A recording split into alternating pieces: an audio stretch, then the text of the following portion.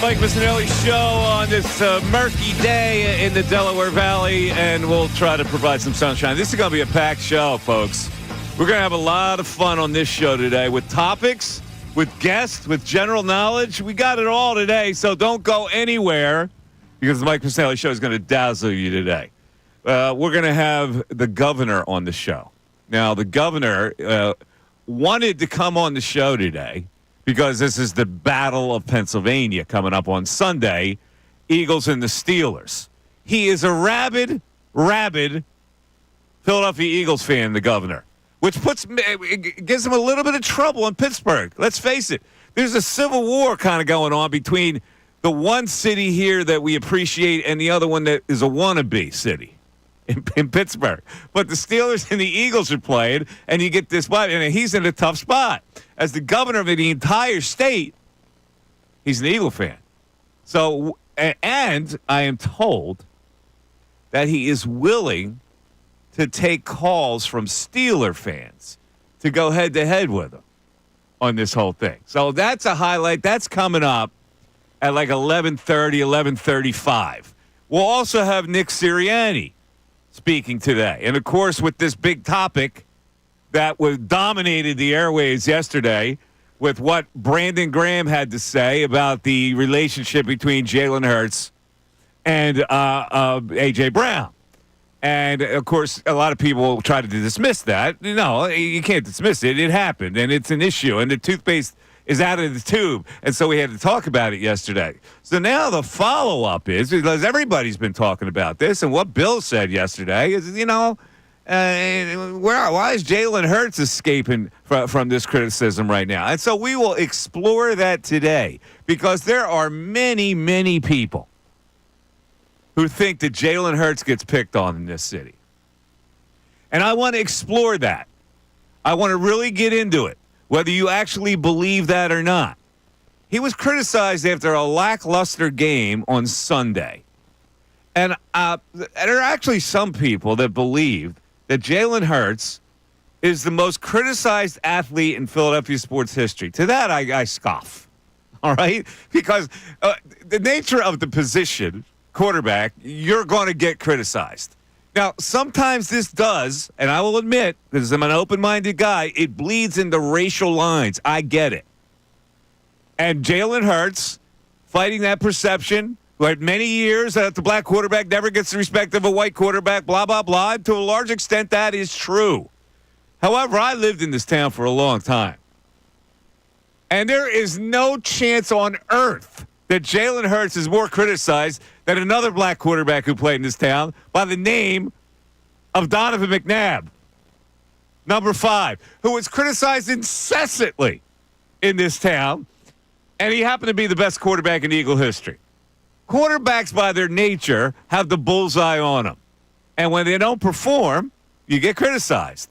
And I don't think that anybody is unfairly picking on Jaylen Hurts for bringing up the fact that he has really not been that efficient of a quarterback, or at least in the passing game, over the last couple of games. And he also has his wide receiver a little miffed because of that. These are all true facts, right? So we can't ignore that on this show, because that's dialogue. That's commentary.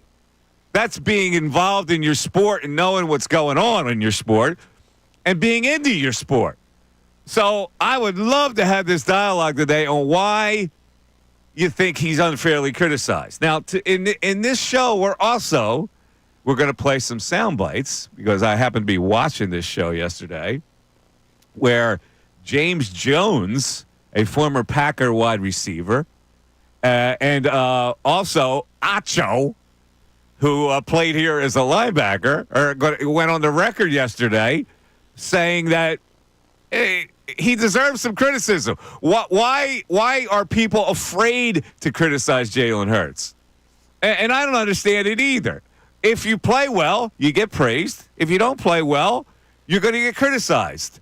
Do people take it too far by saying, well, we got to move on from him? Of course. They're idiots. You're not going to move on from Jaylen Hurts. He's your quarterback time immemorial, as long as he has this kind of a contract. But it's certainly fair to say, well, his yards per attempt was woeful. He's not seeing things down the field. He's holding on to the ball too long. He's not progressing because all those things are true. Now, I was on the record saying it may not matter that he shows you a quarterback dazzle because the Eagles are constructed to have a great running game and a great defense, and that may be enough. So I don't worry about the numbers of it, but I'm certainly not going to sit here and say that he's unfairly criticized. And this plays right into Bill, who took a lot of shrapnel yesterday from people who thought he was overly harsh on criticizing Jaylen Hurts. He's not a porcelain vase. He's a quarterback in this league, and when a quarterback doesn't play well, people criticize him. Now, if I'm wrong, then I'm wrong, but I don't think I am. So let's go to Bill Colarulo. Bill, how you feel? I just gave you kind of a testimonial acceptance. Yeah, I appreciate the support, Michael. A lot of heat yesterday on social media with me asking the question about Jaylen Hurts being the common denominator over the last couple of seasons with the off-field questions and topics that we've had to discuss. But anyone that used to listen to me on the weekends knows I have been one of the biggest Jaylen Hurts defenders. I battled all summer and all offseason about how I felt that Jaylen Hurts is a really good quarterback that had a bad season last year because of everything that was going on with the offense, with Nick Sirianni refusing to adjust, with Brian Johnson maybe not being able to implement the offense that he wanted to implement. But my concern now is you've brought in Kellen Moore. You've brought in an offensive coordinator that's had a lot of success in this league with quarterbacks like Dak Prescott. And I thought Kellen Moore would come in here and be able to get Jaylen Hurts back to the guy you saw in 2022.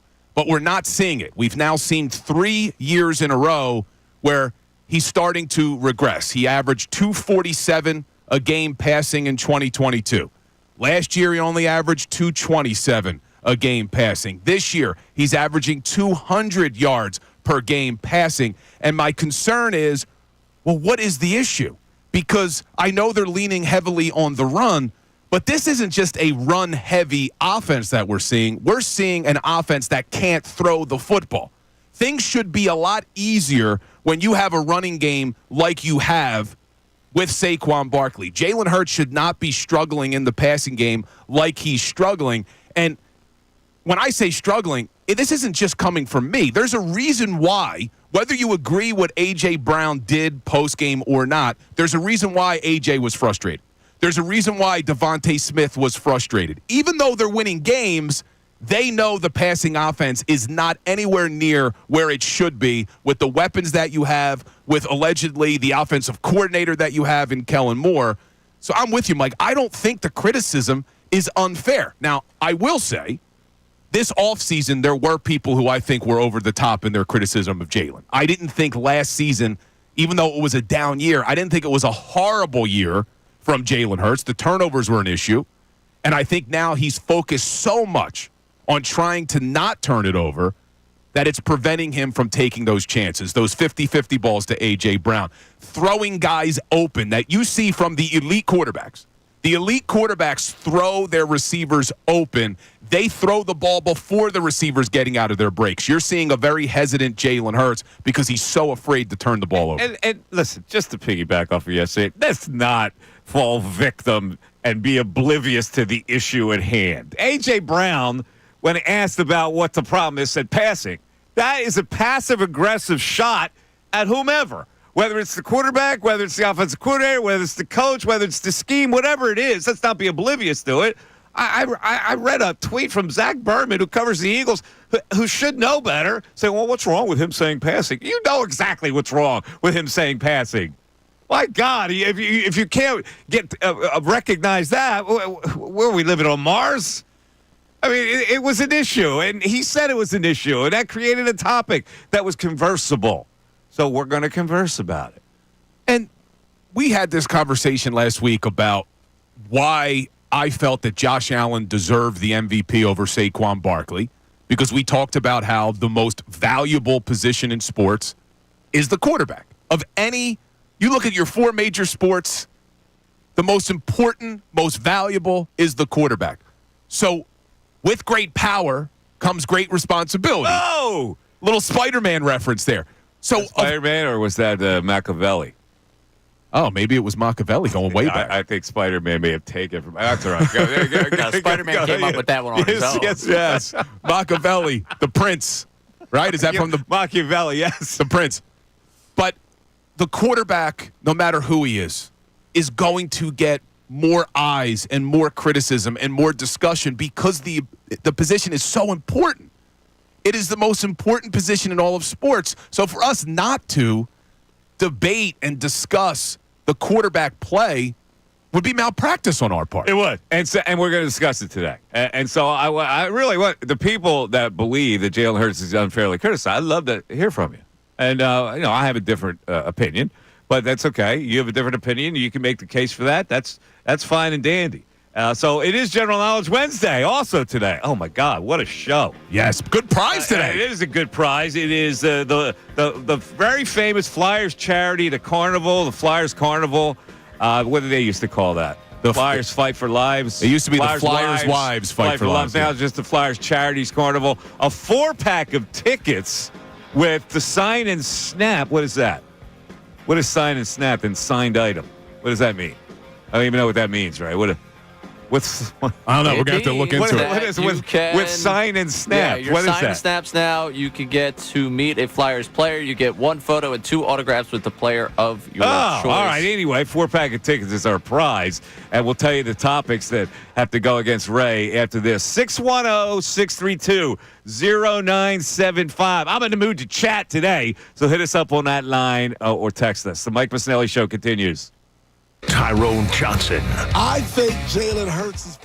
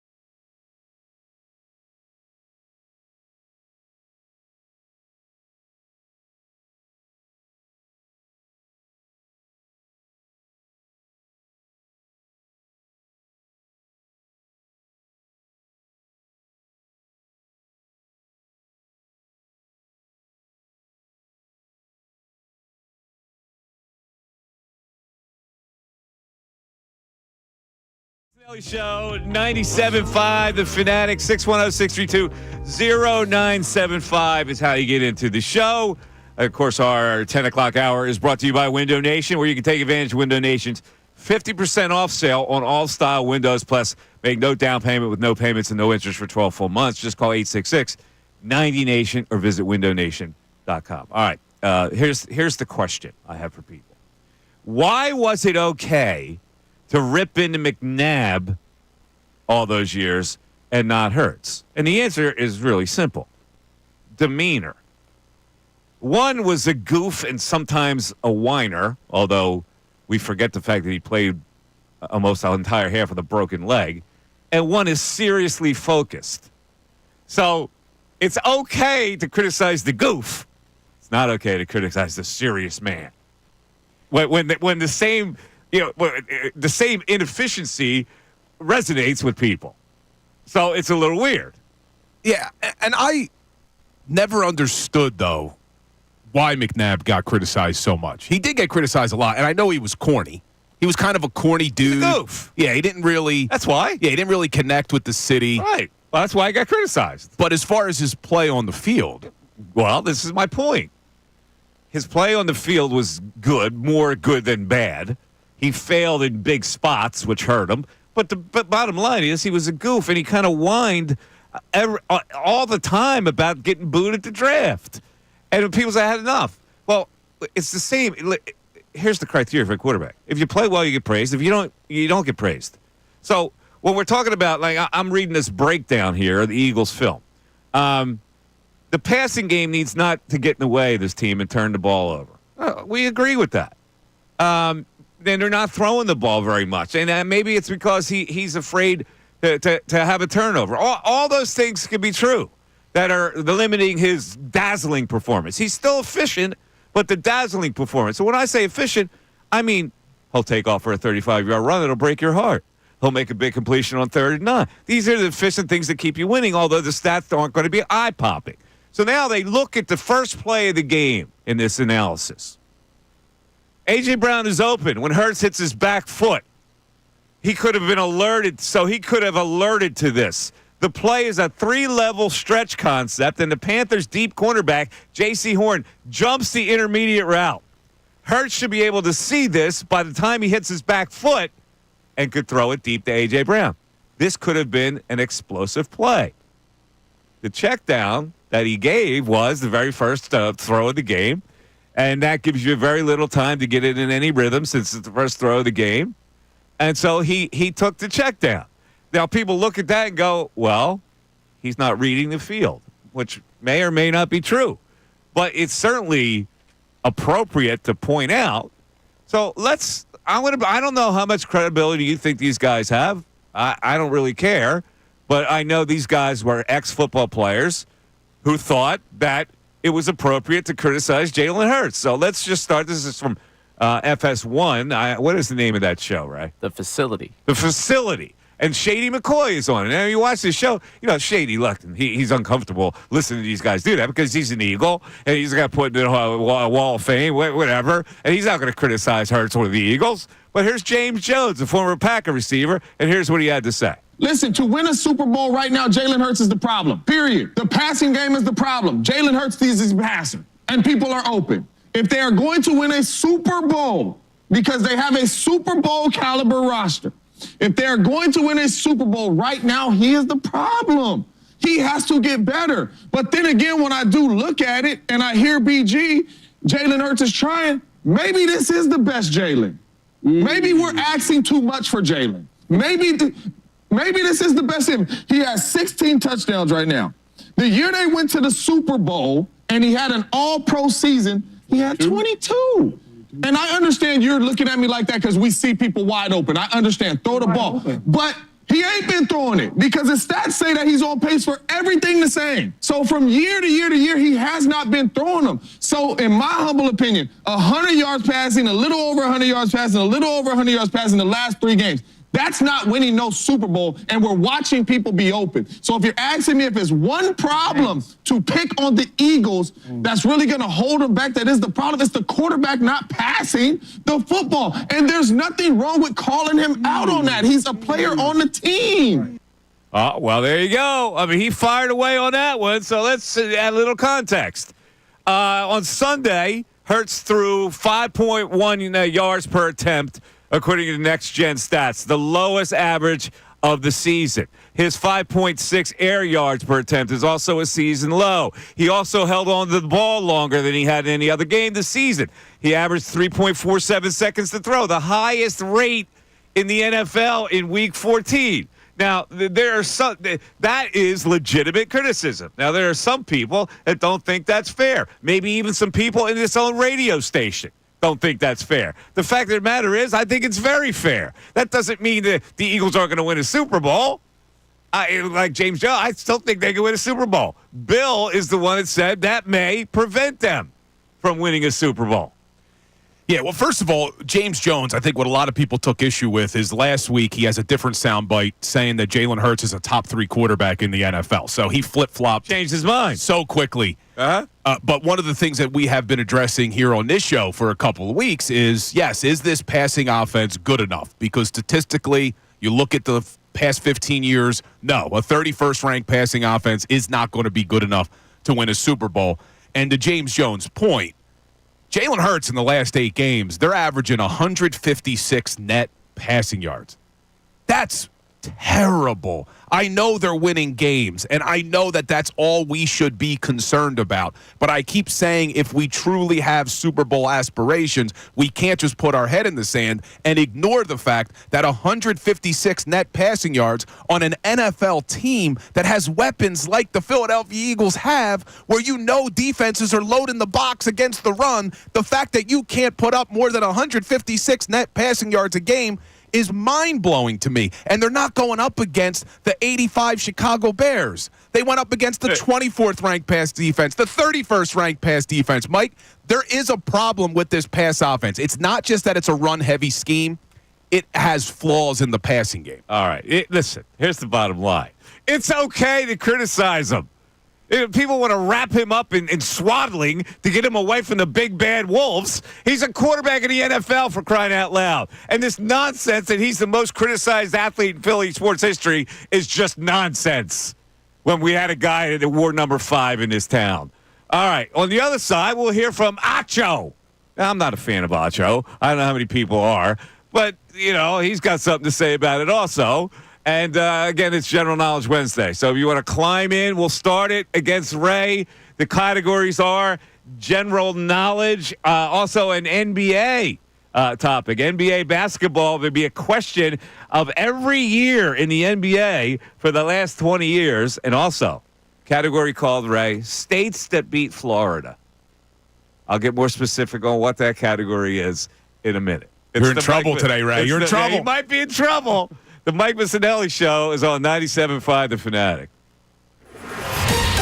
Fanatic Sports Update. The latest on Hurts and Brown. I'm Ray Dunn. This update is brought to you by Indeed.com. Make the hiring process work for you with Indeed's end-to-end hiring solution. You can attract, interview, and hire candidates all from one place. Start at Indeed.com/credit. We continue to try and break down exactly what's going on between Jaylen Hurts and A.J. Brown following Brandon Graham's comments about their relationship on Monday. Graham attempted to clarify his comments to Tim McManus of ESPN, who joined us yesterday and gave us his assessment of Hurts and Brown's relationship. I'm not really viewing this one like there's this huge beef between. I mean, we're going to do more reporting on it, but that there's a huge beef right now between A.J. Brown and Jaylen Hurts. I think that there is going to be tension in a pressure-packed environment, especially coming off of a collapse. I think there was plenty of tension last year. You know, some of that can happen when things aren't going right offensively for you in this game.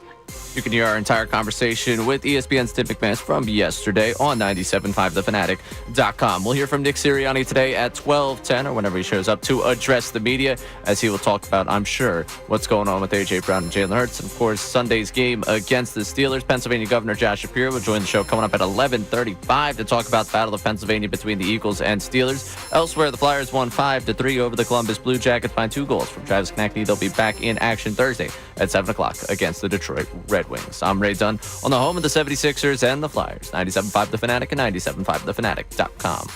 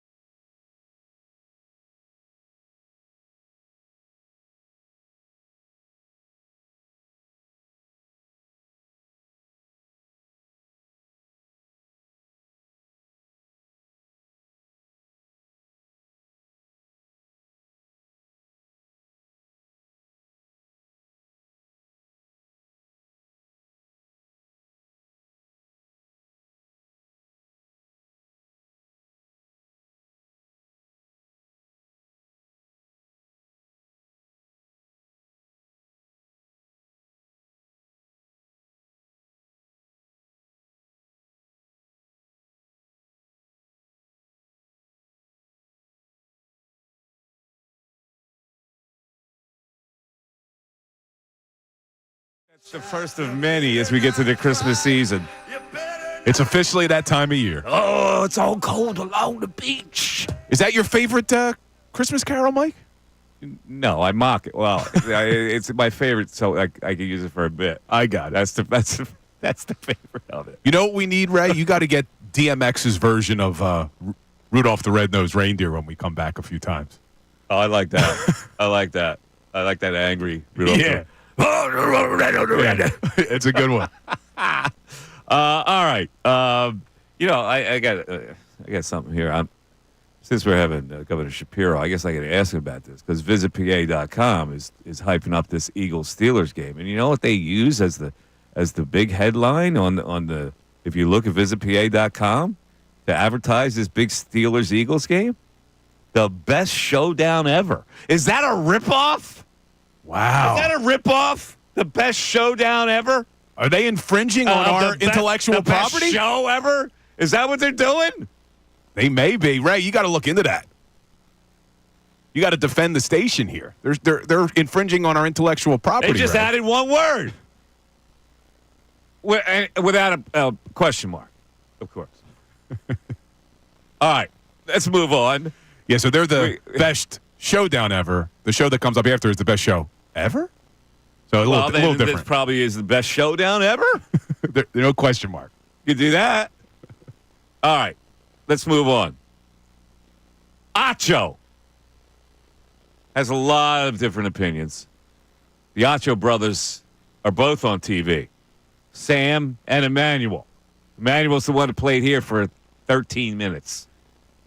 Yeah, he loves to throw around. He's a former Eagle, but really it's... And Shady said he played with him. I don't know. Shady, maybe one practice they were together. But in any event, Acho comes on and kind of echoes what James Jones has said about Jaylen Hurts. So we're going to put this all out there. What do you think, this is fair or unfair? This is what I want people to respond to today. So let's hear Acho. Do that to Jaylen, and it's like you committed a sin against God. If you talk about Jaylen Hurts, it's like you blaspheme the name of the Lord. It's like you really committed a crime that will send you to the depths of hell for eternity if you talk about Jaylen Hurts. It's the craziest thing. Saquon running the ball at a proficient level. Offensive line blocking at a proficient level. AJ getting open, and you know he can catch, and Jaylen is just not delivering. Be glad you have A.J. Brown, because any other receiver would handle this differently. Like, Eagles, thank the good football gods you got A.J. All A.J. Brown said was passing? So A.J. Brown is on his best behavior. Jaylen Hurts is at the center of the chemistry problem and the passing problem. That's how I'm a verbalizer. Wow. So to a large extent, he's true.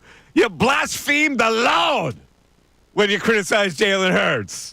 I experienced it yesterday, Mike. I only asked the question when you looked at the common denominator of some of the issues we've seen over the last two seasons, both on and off the field. Jaylen's kind of been involved in all of them. And I asked that question and said, look, I'm not blaming A.J. Brown that much.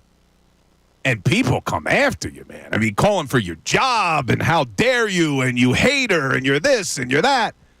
I don't understand it. I don't understand. Now, do some people take it a little bit over the top in the criticism of Jaylen? I'm sure that they do. The people who say, he's a terrible quarterback, it's over the top because the guy does win a lot. But if you have your own two eyes and you're watching these games, even though they've won 9 in a row, even though they're 11-2, if you've watched these games with your own two eyes and you've ever watched football before, you could see there's an issue right now with the passing game. And it's not just because they're relying on the rushing attack. I'm sick of hearing that as an excuse. That should help. That should make things easier in the passing game. It shouldn't make your passing game inept. And that's what we're seeing. And I'd like to add this. Guess who triggered all this criticism? His own teammates. His own teammates. It wasn't a media creation. All right, let's go to the text board before we get to the callers who've been holding on patiently. We appreciate it. We had a lot of things to go through here. Ray, what are they saying on the text board? All right. The Jaylen criticism is absolutely warranted. This guy's deficiencies are truthfully talked about by this show, local, national media, and me. In the same ilk, you would describe a backup in this league. He's not a backup. He's being paid $250 million and has incredible weapons on both sides of the ball. Be better, number one. All righty. Now let's get to the supportive ones because they're out there. People are out of their mind that Jalen's getting criticized. Well, I agree. Jalen has not been as sharp as he should be. I think it's important to recognize that everyone's opportunities have gone down with the addition of Saquon. The opportunities that are there need to be capitalized by Jalen and everyone else. And then there was someone that was saying the Bills just going to go into Sirianni love at some point and ignore the fact of Hurts. But the support right now is not there on the text line that you'd expect. Well, it was support on the morning show, certainly. And there's been, I've seen on social media, what Acho is saying is actually accurate. He criticized the guy, and people just want to wrap their arms around him. And I go, he's a quarterback, man. Don't be wrapping no arms around a quarterback. The quarterback, you wrap your arms around him when things are going really well, and then you I don't know, you stay away from him when things aren't. Here's as close as we're getting to some support right now. For weeks, Bill was thrilled with how efficient Hurts has been. Is Bill just one of those dudes who always has to worry about something? We get that no teams won a Super Bowl with the passing game ranks where they are. However, when we take into consideration, we're talking about a running back on the team who may break the all-time rushing record. Of course, the passing game isn't going to be as dominant. We have a great running back and a running game that could break 40-plus-year-old records. All right, that's fair, and that's why I go, I don't know that they can't win a Super Bowl playing this way. I don't know. Bill thinks maybe it's going to be iffy. Let's go to the phones. Let's go to Richard and Philly to start things off. Rich, you're on 97.5 The Fanatic. Hey, Mike. What's up, Richard? Yeah, first time caller here. So, isn't the goal in anything in life is about winning? Yeah. So, we want the Eagles to beat teams by 30 or 40 points. They beat the Rams, they beat the Bengals, they beat the Ravens. All those are top teams, and they beat them up pretty good. And the criticisms are warranted, but until Jaylen Hurts is the cause of why they're losing games, let us focus on the strength of the team. The strength of the team is the defense, running the ball, and Jaylen Hurts throwing it through. Yeah, Richard, I kind of side with you, but let's not ignore the point that usually teams that are shaped like this don't win a Super Bowl. So at some point, your passing yards are going to have to go up because that's the way it normally is, and that's where the worry comes in. And I believe it will. I believe because the offensive line went to Nick and said, we are better running the ball. And I believe they tell him, throw it a few times. He's just following what the flow of the offense is. I get it. He's missing a few open guys, but they are telling him, throw a few times, let's run the ball, play great defense, and we can win this way. I believe okay, and I kind of believe it too. Like, not 100%, but I go, why can't they win? Now, Bill is a little more freaked because of those numbers and those statistics that say it's going to be really difficult for you to win a Super Bowl without a potent passing game. Yeah, and to the caller's point, I'm okay with them not asking Jalen to throw the ball 40 times a game. I'm okay if they're not throwing for over 300 yards every game because they're winning in a different way. But it's not just the lack of attempts what you're seeing now. You're seeing him, when they do call passing plays, not getting the ball to his weapons, even though they're open. Not pulling the trigger, even though they're open. So I get it. Winning is the most important thing. But when you have these dreams of winning a Super Bowl, it's the same reason why, Mike, to bring it back to McNabb. As good as McNabb was in the regular season, I think a lot of the reason that people criticized him, even though it was probably over the top, was because he wasn't able to get past the NFC Championship game 3 years in a row. And then when they finally do, he didn't have a great Super Bowl, too many interceptions. There's going to come a time. It's going to happen. I know you're saying that I'm predicting it, but it's a chance it doesn't happen.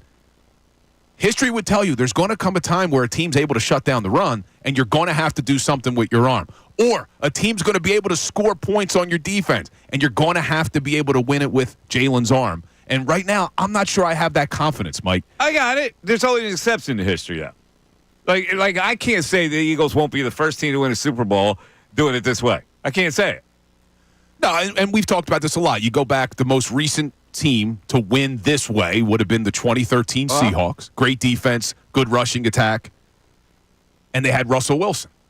Now, Russell Wilson at that time was a little bit younger. I don't think he was averaging. I want to look at that Super Bowl because what did they I want to see what Russell Wilson did in that Super Bowl. I just want to look at the stats here for a second.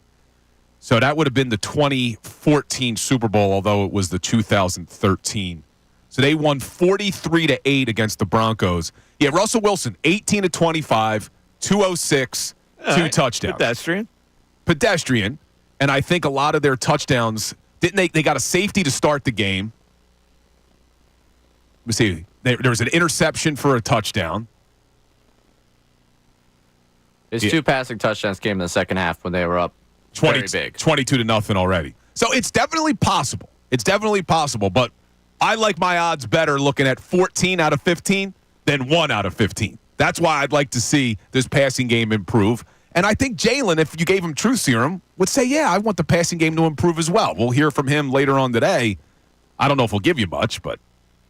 No, man, he's going to keep the main thing the main thing. Let's Keep go to the main thing the main thing. There you go. And it's synchronicity. Let's go to Ish in Levittown. What's up, Ish? Hey, Mike, how are you? How you doing, Ish? I'm fine. Oh, okay. First, I have to say, we treated McNabb so bad. I know you're saying that he was a goof and all this and that, but our sins are still not recovered from the McNabb thing. And is it racial? I can't say it's racial based off of we love Vic so much. He could do no wrong. So, but with Jaylen, I think you take it a little bit too far. We don't know if it's the coaches telling him to pass the ball, to not pass the ball, to run it. It's a run first offense first. So, and there has been a team that has done it. The Steelers, their very first Super Bowl, they've done it, and the Seahawks. So, you know, like I said, I think we treated McNabb so bad, and I still think we're recovering from that. So you think it's a byproduct? Hurts is a byproduct? The Hurts hate is a byproduct? First of all, he's not getting hated. Is he think he's really getting hated? Criticizing the guy doesn't mean he's hated. Mike, we're 11-2. We're on a 9-game winning streak, and we're talking about. But we're talking about it after what? After a game that the passing game was lackluster. Any other quarterback that has a lackluster game, what are we supposed to do? Ignore it? Okay, but we've been ignoring it for the last 10 weeks. It's not. Oh, I still want to general knowledge, and I want to talk. I have one more subject to bring up. Yeah, but you got to take me off speaker or something because I can hardly hear you, bro. Oh no! I said I'm sorry. There you go. You know, I'm saying that he hasn't been passing the ball the last 9 weeks, and you know they're a run first team offense. We're 11-2, 9-game winning streak. I get it. I'm more on your side than not. But this Hurts criticism, it's totally fair to criticize a quarterback. Because once you accept the highest salary in the league and you play the most important position, there's going to be more scrutiny on you. But Mike, he's our quarterback, though. That doesn't matter that he's our quarterback. I'm not a fanboy here. I'm an analyst. I understand. All right, man. You want your general knowledge question? Yeah. All right, here we go. We're in the. Add one more thing. Yeah, go ahead, but take me off damn speaker. Oh, I'm sorry. No, Mike. Go ahead. Tortorella has to go. That's all I have to say. Tortorella? Wait, they're coming off of a win last night, Ish. Beat Blue Jackets. Come on, man. When the news didn't come to your house this morning? They're 5-0-1 in their last 6 road games. Come on, Ish. Okay, I'm ready. All right, here's your general knowledge question. From the general knowledge category. What sport was outlawed in the Spanish region of Catalonia in 2010? Oh, kickball. No. Oh, he said that with such confidence. He thought he got it right. Kickball. Wait, what's the question? This is a hard one. What sport was outlawed in the Spanish region of Catalonia in 2010? Soccer? What sport is prevalent in Spain? Soccer? More than that. Or used to be, anyway. Traditionally. Basketball, What right? do they do in Spain? Oh, bullfighting. Correct. Yeah, I've been to Spain. And I've been to a bullfight. See, I couldn't. It wasn't the... When I was in, I think it was Madrid, there was a bullfight, but we were already going to be gone. But so they outlawed it. I have a poster. An old poster for that bullfight. Do they still do the... About that poster is probably 50-plus years old. Jesus. Do they still do the running of the bulls? Do they still do that? Yeah. That's pretty They deep. do that. I think that bullfighting may be outlawed totally in Spain by now, but I'm not so sure. All right, Ray, your first question is from the general knowledge category. What type of underwear did Cisco write a song about? You know this one, right? No. Oh, Ray! I just hit the buzzer, I could have Ray. swore that you knew this Come on, one. Ray. That thong. Oh, Ooh, that no. dress so scandalous. Come on, Ray. We have a bit on the road where we put that on the touch tunes. How do you not know I that? know who Ray sang comes it. up with the Ziggy. Come Early on, Ray. I didn't know it was Cisco. Cisco. We abused touch tunes across the country with that song. Ray, major violation not knowing that one. We are That's horrible. 0-0 at this point. I might be getting a text from being yelled at. Man, that's bad. All right, so That's a violation. who's the most criticized athlete in Philadelphia sports?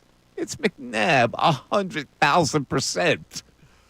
It's like, who else comes close in this town on who is criticized the most? Lindros? Nah, I don't think so. At the end, he was. He was, and now in hindsight, people realize when they've who learned else? more about concussions. Who else we talking about here? Who was criticized the most? It's McNabb going away. Yeah, you're probably right. Now, I'm not old enough to remember Jaworski.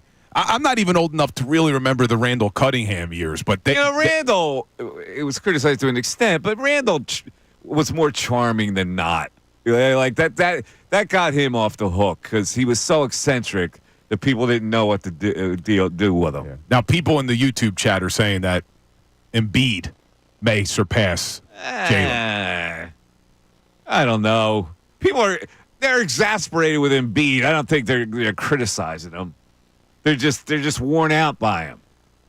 Yeah, and I keep going back to a couple years ago when Joel, when he would home games, he had the crowd in the palm of his hand, right? We've talked about this. When he goes up to the foul line, they're chanting MVP. When he's waving his arms, they're chanting MVP. So, in other words, that takes him out of the most criticized. Yeah, because he's had golden moments and still has them when he plays well. And McNabb was always kind of a polarizing Didn't figure. matter what he did. Yeah, Didn't matter what he did. They won. They went to the Super Bowl. He was the best quarterback in history. Nobody gave a flip about him. 610-632-0975 is how you climb in. Don't forget the governor of Pennsylvania, Josh Shapiro, an Eagle fan. They played the Steelers this week. We may get some calls while Shapiro's on from Pittsburgh people. He's willing to take them. It's the Mike Missanelli Show on 97.5 The Fanatic. Fanatic Sports Update. Latest on Hurts and Brown. I'm Ray Dunn. This update is brought to you by Philly Sports Trips. Join Andrew Salciunas in Clearwater Beach next March for the spring training trip of a lifetime. Go to phillysportstrips.com and place a small deposit to reserve your spot. That's phillysportstrips.com. We continue to break down what exactly is going on between Jaylen Hurts and A.J. Brown following Brandon Graham's comments about their relationship on Monday. Graham attempted to clarify his comments to Tim McManus of ESPN, who joined us yesterday and gave his assessment of Hurts and Brown's relationship. I'm not really viewing this one like there's this huge beef between. I mean, we're going to do more reporting on it, but that there's a huge beef right now between A.J. Brown and Jaylen Hurts. I think that there is going to be tension in a pressure-packed environment, especially coming off of a collapse. I think there was plenty of tension last year. Some of that can happen when things aren't going right offensively for you in this game. We're going to hear from Nick Sirianni coming up at 12:10 as he addresses the media. Probably going to address the conversation surrounding his quarterback and his wide receiver. And, of course, Sunday's game against the Steelers. Also, Pennsylvania Governor Josh Shapiro will join the show coming up at 11:35 to talk about the Battle of Pennsylvania between the Eagles and Steelers. Elsewhere, Flyers won 5-3 over the Columbus Blue Jackets. 2 goals from Travis Konechny in that one. They'll be back in action Thursday at 7 against the Detroit Red Wings. This update's also brought to you by Bare Knuckle Fighting Championship coming January 25th. The biggest fighting event ever to hit Philadelphia. Knuckle Mania 5 from Bare Knuckle Fighting Championship Saturday, January 25th at Wells Fargo Center. I'm Ray Dunn, the home of the 76ers and the Flyers. 97.5 The Fanatic and 97.5thefanatic.com.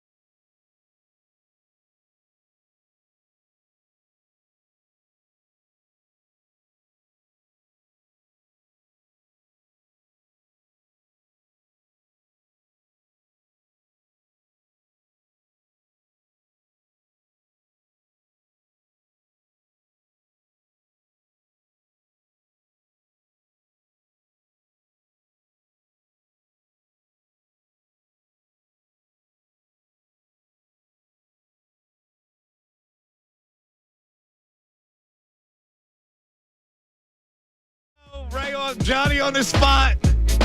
Cisco.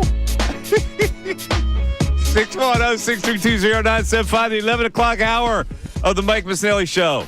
It's brought to you by Grungo Law, your law firm when you need help because of an injury. Pray for peace. Prepare for trial. GrungoLaw.com. All right, the topic du jour is, poor Jaylen.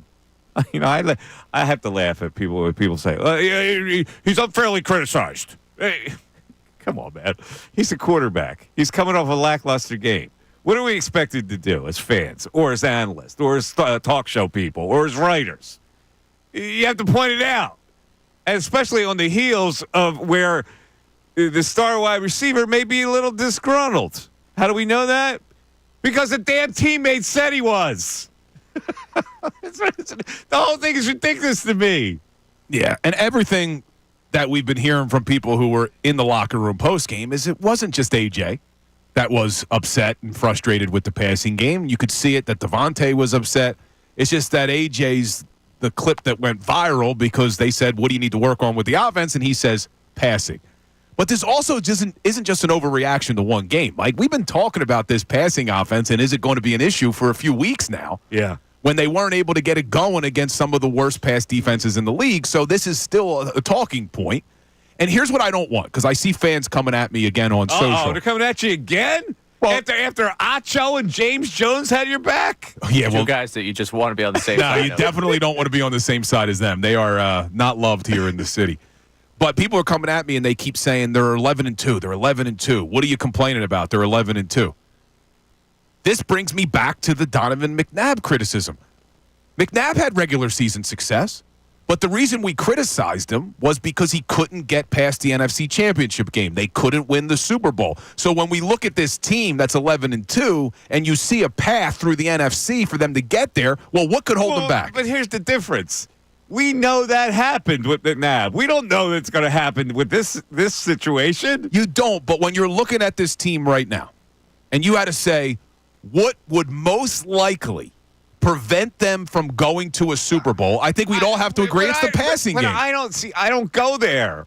To me, what's more important is that they could maybe win a Super Bowl doing it this way. Like the negative that you're throwing in there is not appropriate for the time.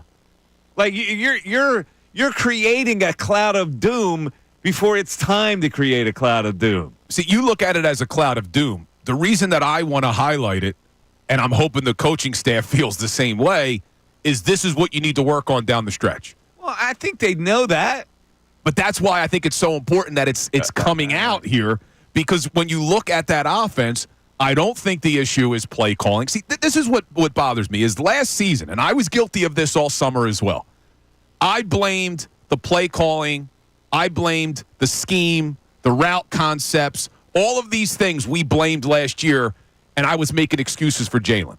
Well, what's the excuse now? You've changed offensive coordinators. You have a strong running game. Why still are we not seeing a high-powered passing attack?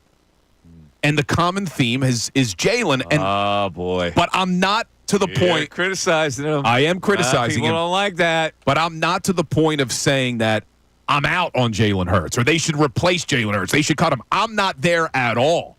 I just want to see them work with Jaylen Hurts over the next few weeks so that when the playoffs come and these games matter, if you got to lean on your passing game, you can. All right, we have more text on Hurts. And then I got to hear Acho again, man. I got to hear Acho talk about the Lord. Go ahead, Ray. Hurts hasn't been asked to throw in a while. Also has made key throws in past games they won. He did have a bad passing game, but made key plays in an overall lackluster game. Was this the trap game that we just finally got over? It's you know what it is? It's a game in the NFL. like this notion of they didn't swamp the Carolina Panthers is very explainable. At least to me, because I've seen this happen time and again over years and years and years, where you play down to a competition and you survive it and you win, and then that's the important thing. So, yeah, I don't overreact to games like this. They happen in the NFL to good teams all the time. It's happened to the Chiefs 5 times, for crying out loud. All right, let me hear Acho. Can I hear Acho? All right, this is Acho. And what's his name of the show again? The facility. The facility. What's that mean? All athletes. I don't know. It's only hosted by athletes. There's no. I still don't get it. What's the facility? So the idea is they're at the facility. This is the way athletes talk to one another. Oh, in the facility. Yeah, it's like the idea is, this is like what we talk about as athletes. No broadcasters here. No broadcast types. Well, they call it athleta.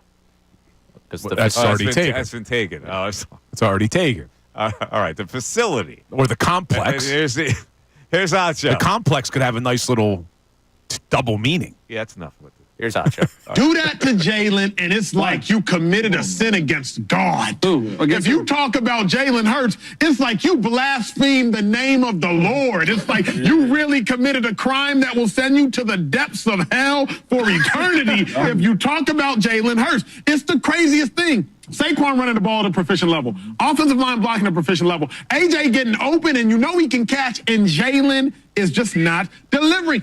Be glad you have A.J. Brown, because any other receiver would handle this differently. Like Eagles, thank the good football gods you got A.J. All A.J. Brown said was passing. So A.J. Brown is on his best behavior. Jaylen Hurts is at the center of the chemistry problem and the passing problem. That's how I'm a verbalizer. Not on his best behavior. I was passive aggressive. That passing. Come on. What is that movie I'm thinking of? You will know in the name of the Lord. That's a Pulp Fiction, right? Samuel L. Jackson. Samuel, yeah. That's that soliloquy where before he zipped those the flock of seagulls. Yeah. All right. The Kahuna Burger. All right, let's go to the phones with Joe in North Philly. Joe, you're on 97.5 The Fanatic. Joe. Hey, how we doing, huh? What's up, Joe? Hey, how's it going? All right, I got a lot to unpack on you. Go ahead. You're probably not going to believe me, and that's okay. Mm-hmm. All right. Let me start off by saying my cousin's good friends with Julian. So let me put this out there because all these narratives it's crazy. Let me ask you a couple questions. Julian, who's Julian? Lori's son. Oh, okay. Who in the organization is respected as a player, is well known, and nobody's going to crush him or hate him for what he said. Brandon Graham? Okay. Who's retiring after this year and doesn't have to worry about the consequences? Well, maybe he's going to retire. Maybe he's coming back. No, he's done. He's done. Okay. Brandon Graham. All right. Who's got the connection and the platform to speak and get it out to the public? Brandon Graham. All right. So hear me out here. Last year, we had drama in the locker room and kept it internal. And what happened? Implosion.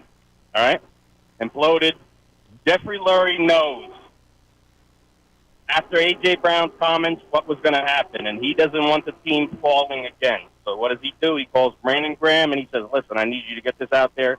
This needs to be put in the spotlight, and we need to nip it in the bud because my team is not going to fall apart again because of this debacle, all right? So, and it's not like Brandon Graham. Everybody knows it's not like Brandon Graham to come out and just, start that drama. I'm just going to put it out there at that, all right? Listen, that's a theory, and so it was done strategically, orchestrated. That's the ultimate conspiracy theory. I believe that Brandon Graham did it unwittingly because then he really doubled back on it and apologized right away. So, Well, yeah, he got to cover himself. He can't just, Yeah, but he did it like really apologize. If that was the case, he would have kind of stood by what he said. Okay.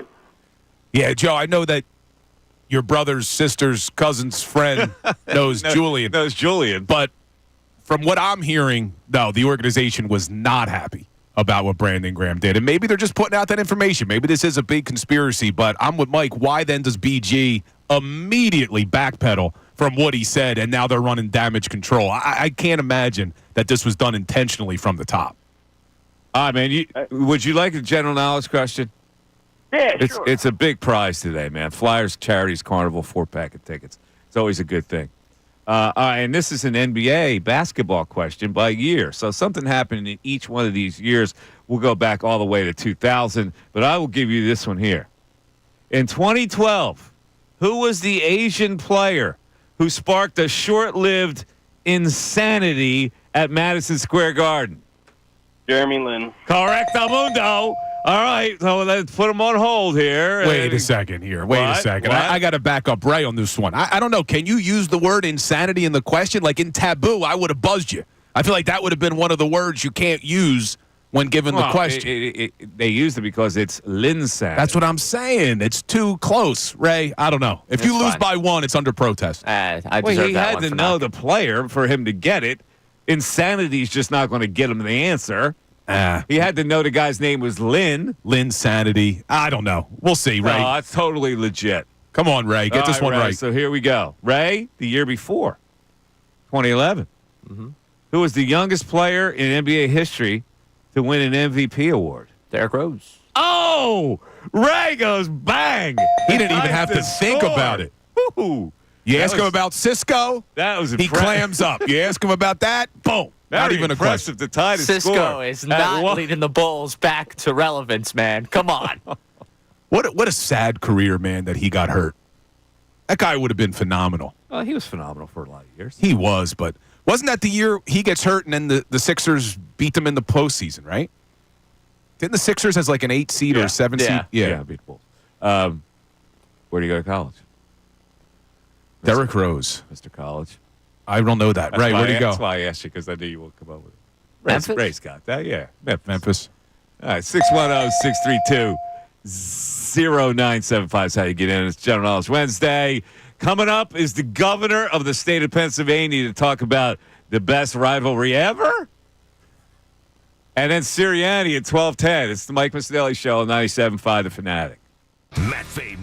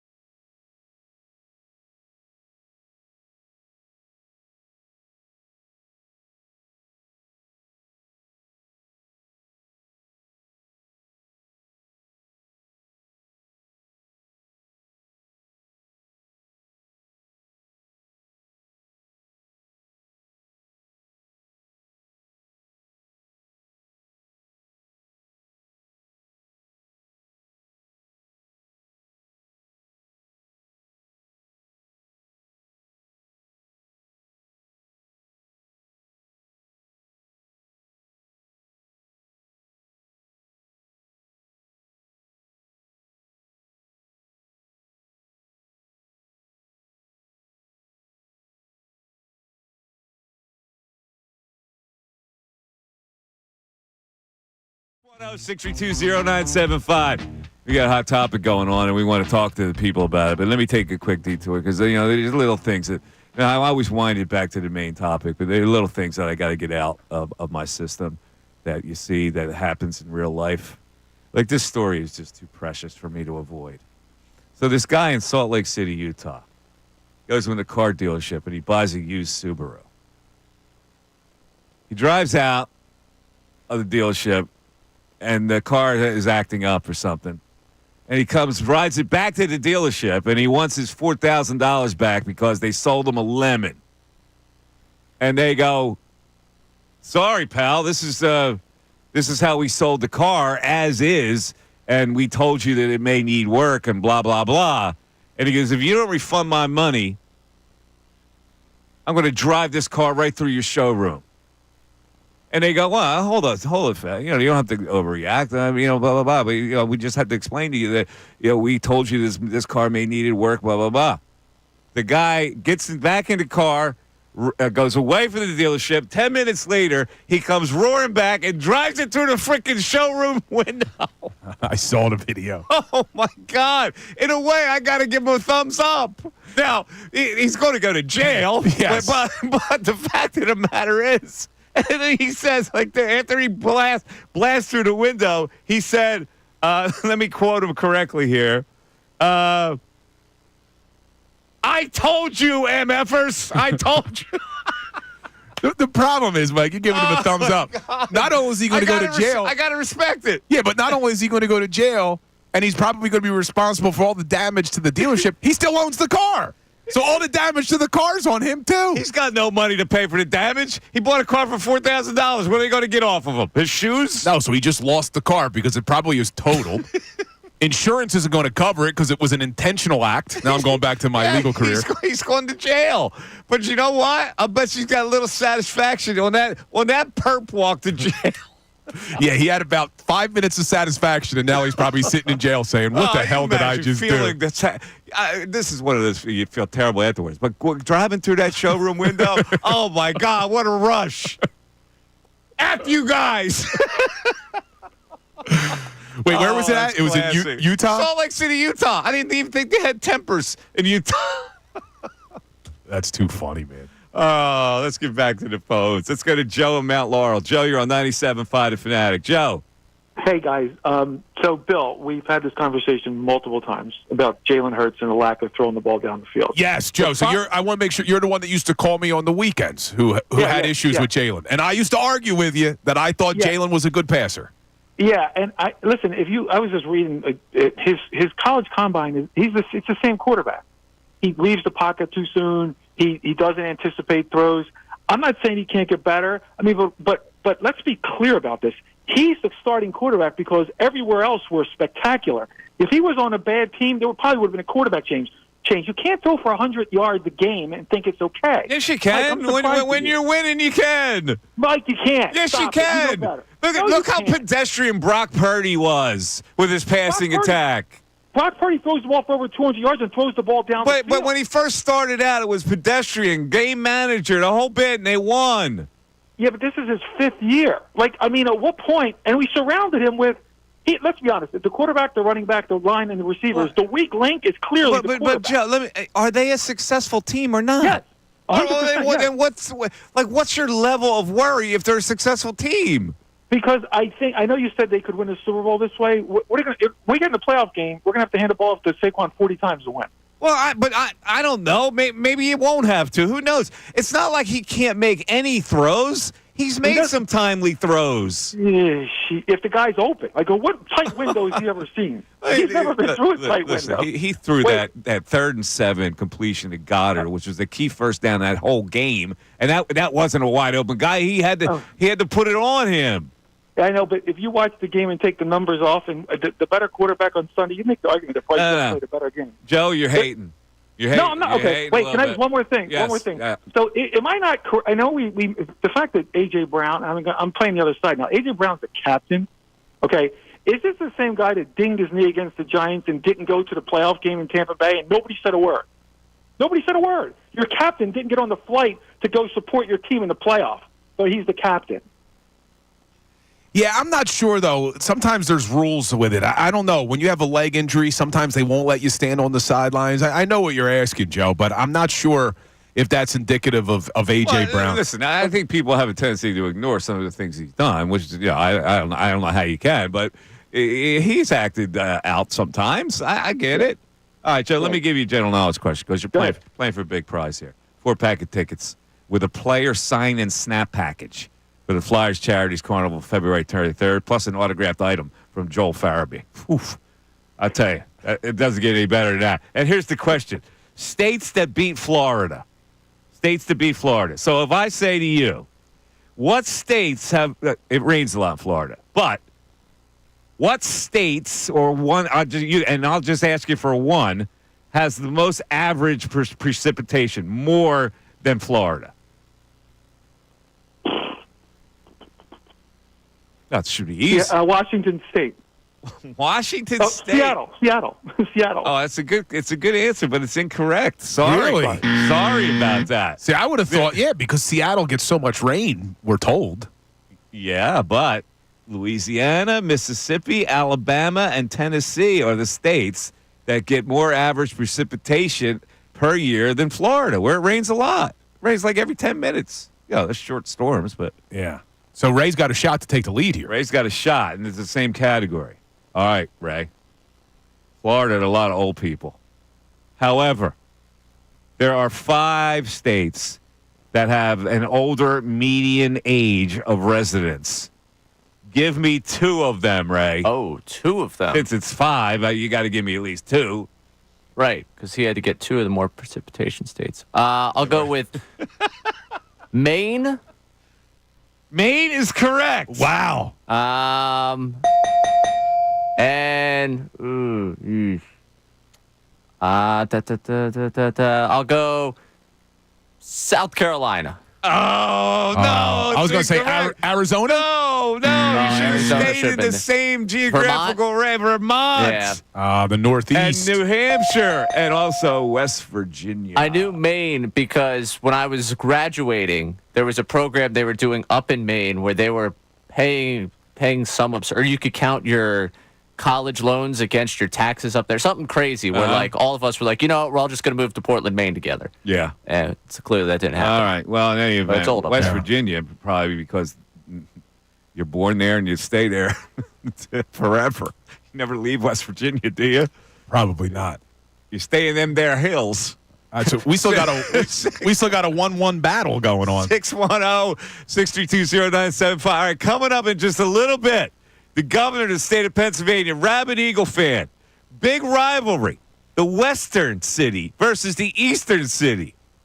And the Governor Shapiro, it's funny because you got to walk that line. I mean, you need your support in Pittsburgh, right? So we'll see how he handles this. It's the Mike Missanelli Show. Back after this. Fanatic Sports Update. Latest on Hurts and Brown. I'm Ray Dunn. This update is brought to you by Penny. Penny.com. It's open enrollment. Don't get health insurance from your job. Get the lowest costs on high-quality health coverage now through Penny. PA's health insurance marketplace. Enroll by December 15th at Penny.com. We continue to try to break down what exactly is going on between Jaylen Hurts and A.J. Brown following Brandon Graham's comments about their relationship on Monday. Graham attempted to clarify his comments to Tim McManus of ESPN, who joined us yesterday and gave us his assessment of Hurts and Brown's relationship. I'm not really viewing this one like there's this huge beef between. I mean, we're going to do more reporting on it, but that there's a huge beef right now between A.J. Brown and Jaylen Hurts. I think that there is going to be tension in a pressure-packed environment, especially coming off of a collapse. I think there was plenty of tension last year. Some of that can happen when things aren't going right offensively for you in this game. Someone that I'm sure is going to have to at least answer a question about it is Nick Sirianni, who will speak to the media coming up at 12:10. We will carry that live for you right here on the Mike Missanelli Show. Of course, he will also have to address Sunday's game against the Steelers. Coming up next, Pennsylvania Governor Josh Shapiro will join the show to talk about Eagles-Steelers and the Battle of Pennsylvania. Elsewhere, Flyers won 5-3 over the Columbus Blue Jackets behind 2 goals from Travis Konecny. They'll be back in action Thursday at 7 against the Detroit Red Wings. I'm Ray Dunn on the home of the 76ers and the Flyers, 97.5 The Fanatic and 97.5thefanatic.com.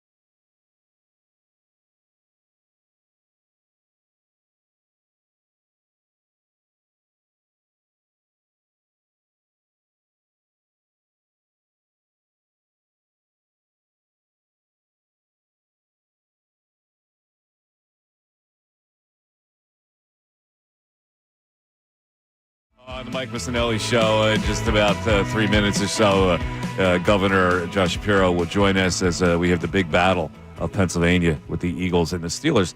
You know, somebody suggested to me that they ought to do this every 4 years, that the NFL ought to schedule Eagles and Steelers every year and make it a neutral site and play at Beaver Stadium at Penn State, which seats 110,000 people. I've been pounding that drum for years. Yeah? Yes. I think it's the best thing. It would be Bring cool. entire Take state to the away middle. the problem is it takes away a home field advantage for two metropolitan cities. They took Philadelphia's home field against Green Bay and sent it down to Brazil. That's a good point, Ray. Yeah, but they've got an audience in Brazil. You know, they wouldn't do that if they didn't know they were going to have that audience. Now, will people from Pittsburgh and Philly flock to Penn State to see that game? They do it on Saturdays in the fall. That's college, though. That's their heart. See, it would be cool for us, but the difference is, how does the NFL benefit from that from a financial gain? Well, it benefits 110,000 people. Yeah, maybe. but that's not enough to move the needle. Like, when they put it in Brazil or they put it internationally, they're growing the game internationally. It doesn't help their TV audience by putting it at Beaver College. This might be a topic I want to talk to the governor about. Well, by the way, do you remember back talking about T.O. and Donovan McNabb? Mm-hmm. That year, the Eagles and the Steelers were thought to potentially be the Super Bowl. And there was a movement that if that happens, the Super Bowl should be put at Beaver Stadium. Mm-hmm. So what about this season? Hey, look, Steelers are 9-3. it would have been Or 10-3 now. However, Beaver Stadium is currently getting prepped for a much bigger game. SMU. I'm actually afraid. I'm gonna put it on record that I'm afraid of this game. What's the line? 7.5 Penn State. However, SMU is really fast. They have a fast offense, highly ranked offense. They had trouble with a fast offense last week. Now, I know the turf might be a little frozen for them, coming from Dallas, but all right, let's get back to the phones. David in San Antonio. David, you're on 97.5 The Fanatic. David. Hey, how's it going, guys? What's going on, David? People I think everybody losing sight of the fact that the offensive line went to the coaches and said, hey, we got this magnificent runner. Let's run the ball more. Now, I'm not blind. I do realize Jaylen Hurts is the weak link on the offense when you look at all the different weapons. But if it's working, let's make it happen. Hey, the Denver Broncos, their second Super Bowl, they ran Terrell Davis into the ground, and they won. I'm like, all I care about is the chip. If A.J. Brown is smart, win the Super Bowl, do like Deion, and then worry about getting your money and all your stats and all of that stuff. And if you guys remember, when the Super Bowl run that they had, when the Eagles beat the Giants, A.J. Brown was the only one that wasn't happy. He was sulking on the sidelines. Remember last year, at the start of the season, we were wondering people if he think that wanted to be with the team. It's amazing to me. Like, I used the word diva for him. People came at me like it was craziness. But you're right. He's had some, and they all do. That's why it doesn't faze me. Like, great wide receivers all have those kind of moments. Yeah, but David, you cited the year that Terrell Davis and the Broncos won the Super Bowl back in '98. That second year. Yeah, so their second Super Bowl was the '98 team. You know, they had a top 7 passing offense. They were number 2 in rushing yards, but they still had a top 7 passing offense. That's the concern I have. Is I'm okay with them leaning on the run. I would even be okay if they were middle of the pack in passing, but you're literally talking about one of the worst passing attacks in the entire NFL in terms of yards per game. But can't we blame that on Kellen Moore? I mean, because if you look at it, when he does target the receivers, they're running deep patterns. Yeah. Like I'm not understanding how Jahan Dotson isn't more involved. I mean, this guy is the real deal. No, he's not. Jahan Dotson? You don't think so? Oh, come on. We're not giving him a chance. The real deal. He comes out of a bad football program in college. Where's he been the real deal in the NFL? Well, what I'm saying is, okay, so in Washington, I remember a game or two where he's torched us. You did? I don't remember that game. You're talking about receiver 3. You're not. Yeah, he hasn't. David, he hasn't done anything. Yeah, I'll be honest with you. But listen, I'm in agreement with you that you can still win the game playing it this way. It's the safer way to play. They don't turn the ball over. They got a great defense. Now, the problem Bill's talking about, you could get behind in a playoff game, and you got to have your quarterback step up in the passing game. And if that's not there, you're screwed. All right, now let me give you. Go ahead. Let me give you a general knowledge question here. All right, here's the question. This should be an easy one for you. In what movie did Jack freeze to death while Rose conveniently floated safely nearby? Titanic. Yes, that's correct. Oh, my God. Hold on a second. Are you kidding with these questions, Ray? These Who are was so the first easy. president? Yeah. Well, oh, my God. Ray's got to do – I'm defending Ray listen, here. Ray is the smarter guy, all right? And I take that into consideration. I respect his acumen Movies? and his intelligence. Not when it comes to movies, but I'm going to give you a question that I think that you can tie the score with. What country's past leaders include Nasser, Sadat, and Mubarak? So glad that This is so disappointing, Ray. This is so disappointing. Nasser, Sadat, and Mubarak. Sadat was assassinated in a square in a major city in this country. Yeah, this is very equivalent to Anwar Sadat. Have you ever heard of Anwar Sadat, who made the historic agreement with Menachem Begin of Israel to end the war? Yeah, see, Oh, my I also God. don't know This the is exact. unbelievable. I'm not going to start throwing out random guesses on this one. So, no, I'll take the buzzer on this one because I'm sorry. Oh, my God. Jack I can't froze to stand death, it. but let me. Yeah. Jack froze to death But with do Rose. you know your Middle Eastern politics? Yes. Politics. It was the president of the country. What is it, Egypt? Was assassinated. Yes, Egypt. Ray, I'm with you, man. This is Titanic versus A. This is bad. And then how about the other one? The Asian basketball player who set off insanity in New York. Like, come on. Those questions these callers are getting are too easy. Let me tell you something. If this insolence against the host continues, I am not going to be very happy. I got news for you. All right? So you mind your insolence.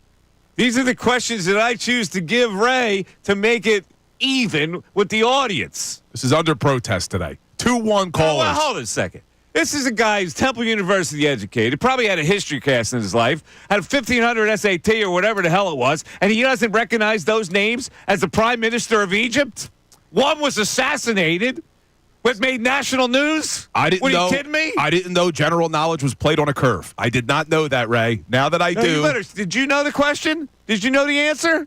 I did not. Oh, you did not either. I said This is Egypt because I saw it in the work with YouTube chat. Freaking idiots. Yes, but wait, you said it was national This news. is- It was here's- national news 19 years before I was born. It doesn't matter. It's history. It's world history. You do know that John F. Kennedy was assassinated, right? Yes, I'm aware of that one. You do know that Adolf Hitler perished in a bunker. I'm aware of that one. This is ridiculous now. Ray, I'm with you on this. I lose points on my brain working with you two. All right, new question. No longer is the criticism of Jaylen Hurts fair. Is the criticism of Mike Missanelli as the general knowledge host fair? 610. Where's our guy at, by the way? He's calling in shortly. I just got the word. Stay tuned. We're going to ask Governor Shapiro some general knowledge questions. Governor Shapiro, well, I guarantee you would know the answer to that question. Yeah, he's the leader of the state. No, I'm he producing a actually radio had an show. education in high school where they taught history. Oh, Crying yeah. out loud. I don't know what the hell they were doing at your high school. You know what? We've come a long way from, Ray, name the song, to, what was the Frosty the Snowman question you got? Yeah. Guys are ridiculous. Let's go A to button nose. Black Gritty in Glassboro as we wait for the governor. Black Gritty. Nah, Mike, you get on him. He missed song. You grill him for the rest of the day. He got to have to serve a penance for not knowing Cisco's. I'm with you today. Go Yeah, you ahead. know what? I may have to be back on Mike's side. The thong song was a violation. Yeah. You out here fighting the wrong fight. It's like the Jaylen fight. I love Jaylen Hurts. But he played like trash. And guess what? You ain't winning those Super Bowl with the last place passing offense. and you get this kind of play and a win. When you play your worst play and a win, that's what coaches love. Because you still get the win, but there's a lot of stuff on tape and film that they can go over. And caller after caller keeps saying that Kellen Moore has to dial up stuff. How much more can you dial up A.J. Brown wide open on 3 plays that's not seen? You can't blame the coach. He just had a bad game. It's okay to say he had a bad game. We killed Donovan McNabb all the time. I love Donovan McNabb. Allen Iverson couldn't have braids, couldn't have tattoos, couldn't do nothing. The dude was balling all over the place, but all we remember is practice and him going out to the club. You know what I'm saying? So stop yelling and crying. He gets paid $50 million. The son of a coach. Alabama guy sat there for Tua, and he walked out there and shook that man's hand and helped him on the sideline. He's built for Philadelphia. So if he ain't crying, you ain't crying.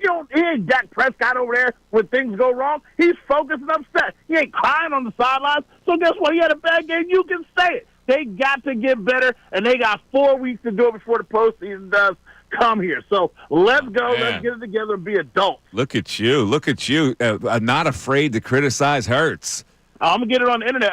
Bill, talk to your cousin, brother, uncle, Shane Sirianni, and tell him to go in that locker room and have these guys play Rock'em Sock'em Robot something and fix it, okay? All he does is throw pom-poms around, so have your guys grow some flowers and fix the vibe, Bill. Okay, look We all fertilize. Yeah, I'm with you on that, Black Gritty. We're going to learn a lot about how strong this culture is, because there's some controversy now. There's some adversity. We got to see the head coach handle it this season. Doing a good enough job. Get them pom-poms together, Sirianni. You better fix it. All right, Black Gritty. I think my general college so I can fail like done diggy done done. Let me go ahead Black Gritty, here's your general knowledge question. You ready? Mm-hmm. It's an NBA question. In 2014, this coach won his 5th NBA title. Popovich? That's correct. Greg Popovich is correct. We got a 3-1 game, Ray. This is an important one. 3-1. Ray will slay these NBA questions, though. Ray, in 2018, what team missed 27 straight three-pointers in a Game 7 finals loss? Rockets. Maury thinks about That it every is night. correct. It's 3-2. The Houston Rockets is correct. Pretty good, Ray. There you go. He bounces back. See, he battles adversity. We were on him, and he comes right back with it. The Ray man. So what do Ray's really good in certain categories, and it befuddles me as a smart kid he is how weak he is in certain literature or history categories. And movies. And so I got to think that Ray has always been one of these sports guys that didn't think it was necessary to pay attention in history or English class because he knew that he'd get a good grade anyway. Yeah, Ray, did you always want to do this with your life from a young age? Yeah, pretty much. Yeah, so you were laser focused. Yeah. Didn't pay attention. Yeah, and he to did anything enough else. to get by to get A's and to score high, but it never really sunk in like the history or the literature stuff. It's the movies that maybe bother me the most about Ray. It's the movies. Speaking of movies, What? we've talked about blue chips before. Mm-hmm. So I'm watching that new documentary, the new 30 for 30 about the Orlando Magic. Yeah. Did you see that yet? No. With Shaq and Penny Hardaway No. and what could have been? No. I didn't know that the reason or a main part of the reason why Penny Hardaway was drafted by the Orlando Magic was because him and Shaq met on the set of Blue Chips, and the director used to let them play basketball, and Shaq thought, man, this guy's good at getting me to basketball. Ah, that's good. That's good knowledge by you. And that was the only reason the agent said, the only reason they got Penny Hardaway cast in the movie was because they wanted him to try to convince Shaq to get the Magic to draft him. It was pretty interesting. Hold on to that thought. Oh, yeah, we got bigger news. Coppola. Because right now it is time to bring in the governor of the state of Pennsylvania, who is totally invested in this game on Sunday. We welcome in the Honorable Governor Josh Shapiro. Hello, Governor. Yo, by the way, I go by Josh from Juniata when I'm calling. Oh, that's right. That's right, because you were asked a question in a news conference about Josh from Juniata. I remember that. So this is a really interesting spot for you, as a man who is who loves the Eagles and is from this area. And now, I mean, you got to patronize the other part of the state. So how do you handle this kind of situation where you don't want to get the people from Pittsburgh to get overly mad at you? Okay, listen, you cannot BS your way through sports in life or certainly as governor. So I'm a Birds fan, and I would say that out in Pittsburgh as I, of course, say that in Philly. Now, listen, I can appreciate the fact that the Steelers are having a hell of a run this year. And by the way, I think this is going to be an unbelievable game. I can cheer for the Steelers when they're not playing the Birds, but I think you got to be true to your sports teams and be honest with folks about that, and I am. All right, how are you feeling about where they are now? Because you know the controversy. You pay attention to all these little details. You know what happened with A.J. Brown saying what he did, and then Brandon Graham saying what he did. Where do you think this team is right now? In your experience covering sports, is this something that could break apart this team? Look, I think there's a bunch of different issues going on, and let me answer your question. But first, I got to say, BG is the man, and folks got to go vote for him to be NFL Man of the Year. So that's just a commercial for BG. Get out there and support him. I think you got a couple things going on here. We've got Saquon Barkley playing absolutely out of his mind, and so, of course, you want to get him as many carries as possible.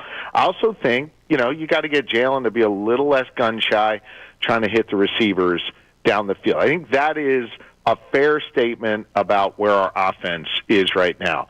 Separately, I think A.J. Brown, if he's got frustrations, needs to privately communicate those frustrations to his coaches, to his quarterback, and I think having those conversations out in the public, in press conferences, is not helpful. It may make for great sports radio, not great for team dynamics. So I want to see A.J. Brown get hit over the middle a lot more. I want to see him streaking down the field. He is an incredible receiver to not only catch the ball, but get those yards after the catch in a way that very few else in the NFL can. So I'd like to see Jaylen hit him more down the field, but I'd like to see us talking about this a lot less. Very pragmatic answer, because now everybody's at fault and everybody can improve. And AJ was wrong, and Jaylen needs to find a passing, and the coaching staff needs to facilitate that a lot. I like that answer. So let's match up here with the Steelers. Where do you think this game goes? Well, look, I think the Steelers, obviously we got the best defense the Birds do in the NFL. Steelers are still a top 10 defense. They got a really, really good defense. I think Russell Wilson is playing great. Now, he doesn't have Pickens. Pickens is out, so I think that takes away one of his weapons. I do expect this to be a relatively high-scoring game. I think both teams could, get in the high 20s, get in the 30s. I am picking the Birds, of course, but I think it's going to be a hell of a game. I really do, and I will say folks are passionate about it. I was at the Christmas tree lighting here in the Capitol yesterday with my Lieutenant Governor, Austin Davis, who's a Yinzer. He's from Pittsburgh. His wife actually works for the Steelers. And he was literally talking trash to me about the game at the Christmas tree lighting, where we're all supposed to be there, unified in peace and joy and harmony. And there he was sort of, jawing at me a little bit. But I think it's going to be a hell of a game. This is a great day to celebrate Pennsylvania. It's fantastic. And this is very interesting because, your guy Will said that you would be willing to take a phone call just to talk to a Pittsburgh fan. And we happen to have one on the line right now. It's Austin from Pittsburgh. Austin, are you with us? Hey, Governor, it's Austin from Pittsburgh. Hey, I am something Austin from McKeesport. From McKeesport originally, but I'm super excited to see the Birds and the Steelers game on Sunday. I know I'm going to plan on watching it with you, but I don't know, man. I think the Steelers are going to pull it out. Russell has shown a great command of the offense, even without Pickens. I know there's a little bit of stuff going on in the Eagles locker room we might be able to capitalize on. So I'm super excited, and I know you're competitive as hell. So I want to have a little bit of a challenge with you. If your Birds win, I'm going to provide you and your team with lunch from all the best Pittsburgh eateries. But if my Steelers win, I want some cheesesteaks in my office. Of course, this is a Lieutenant Governor Austin Davis calling in. He's a Pittsburgh guy that Josh referred to him. There's got to be better trash talk than this, though. This is too. This is too mild, Austin. Governor, go back at this guy. Mikey, listen, I have arranged, I've been working with the Philadelphia Police Department on this. I've arranged to have the Lieutenant Governor park about 12 blocks away from the link on Sunday and have him walk in his Steelers jersey all the way into the stadium. And I'm going to invite my friends in Philly to give the lieutenant governor a very warm. Oh no! You do not want that. You're encouraging lawlessness here. You know Steelers fans travel well. We travel probably the best out of any of the NFL teams. So I think there's going to be a huge contingent of Steelers fans out there with me. So I'm not concerned. It's going to be great. By the way, Steelers fans are unbelievable, and they are very apt to remind me that they've got 6 rings, and so I am constantly having to, eat a little crow when it comes to That's all they got. Great. That's They're all great they got. fans. Yeah. They're great fans. Lieutenant Governor, thanks for calling in, or I should say, Austin from Pittsburgh, and we'll get to the bottom of this bet you're going to make with the governor. All right, thanks, guys. All right, thank you. All right, just a couple of more questions for you, Governor. Yeah. Because the topic is that because of the passing game the way it is, and it's low ranked, and not many Super Bowl teams win with a low ranked passing attack. Can the Eagles still win a Super Bowl playing it this way, and how? Yeah, I mean, look, I think we got to improve our passing game. I worry when we're playing from behind, right? I think it is hard in the playoffs when it's one and done, when you're playing from behind and you be maybe a little bit more desperate on offense where you can't sort of be in your rhythm. That's what I worry about the most. And so I think the more we can get a few good downfield passes early on, in the first quarter of these games and not be playing from behind, not be scoreless in the first quarter the way we have been in so many games, I think that's really going to help us be able to stay on offense, so to speak, and be able to stay, punching these guys throughout the game as opposed to playing from behind. So I think hitting some of these receivers downfield early is important. Saquon's going to get his yards. I mean, he's just a beast. He's unbelievable. And I think that's what we got to work on over these next few games. I think these are games, obviously, you want to win. I'd love to catch the Lions so we get that home field advantage. But it's also a tune-up for the one-and-done, series that we call the NFL playoffs. All right, so on that note, is Jaylen Hurts, because this is what the topics are this week, is Jaylen Hurts unfairly criticized? I heard somebody call him the most criticized athlete in Philly sports history, which I disagree with, but I want to get your spin on that. I think if you're a quarterback in the NFL, particularly a quarterback in Philly, you're going to just have to deal with criticism. It is what it is, and Jaylen has just an unbelievable work ethic, an unbelievable way of seeming to be able to sort of shield that out and just be a true pro. And he wants to win a Super Bowl. He's hungry. I got a lot of faith in the guy. All right, Governor, while I have you on here, I just can't ask you about sports because a lot of people are saying, ask him about the drone problem. What's going on with the drones flying over Delco now?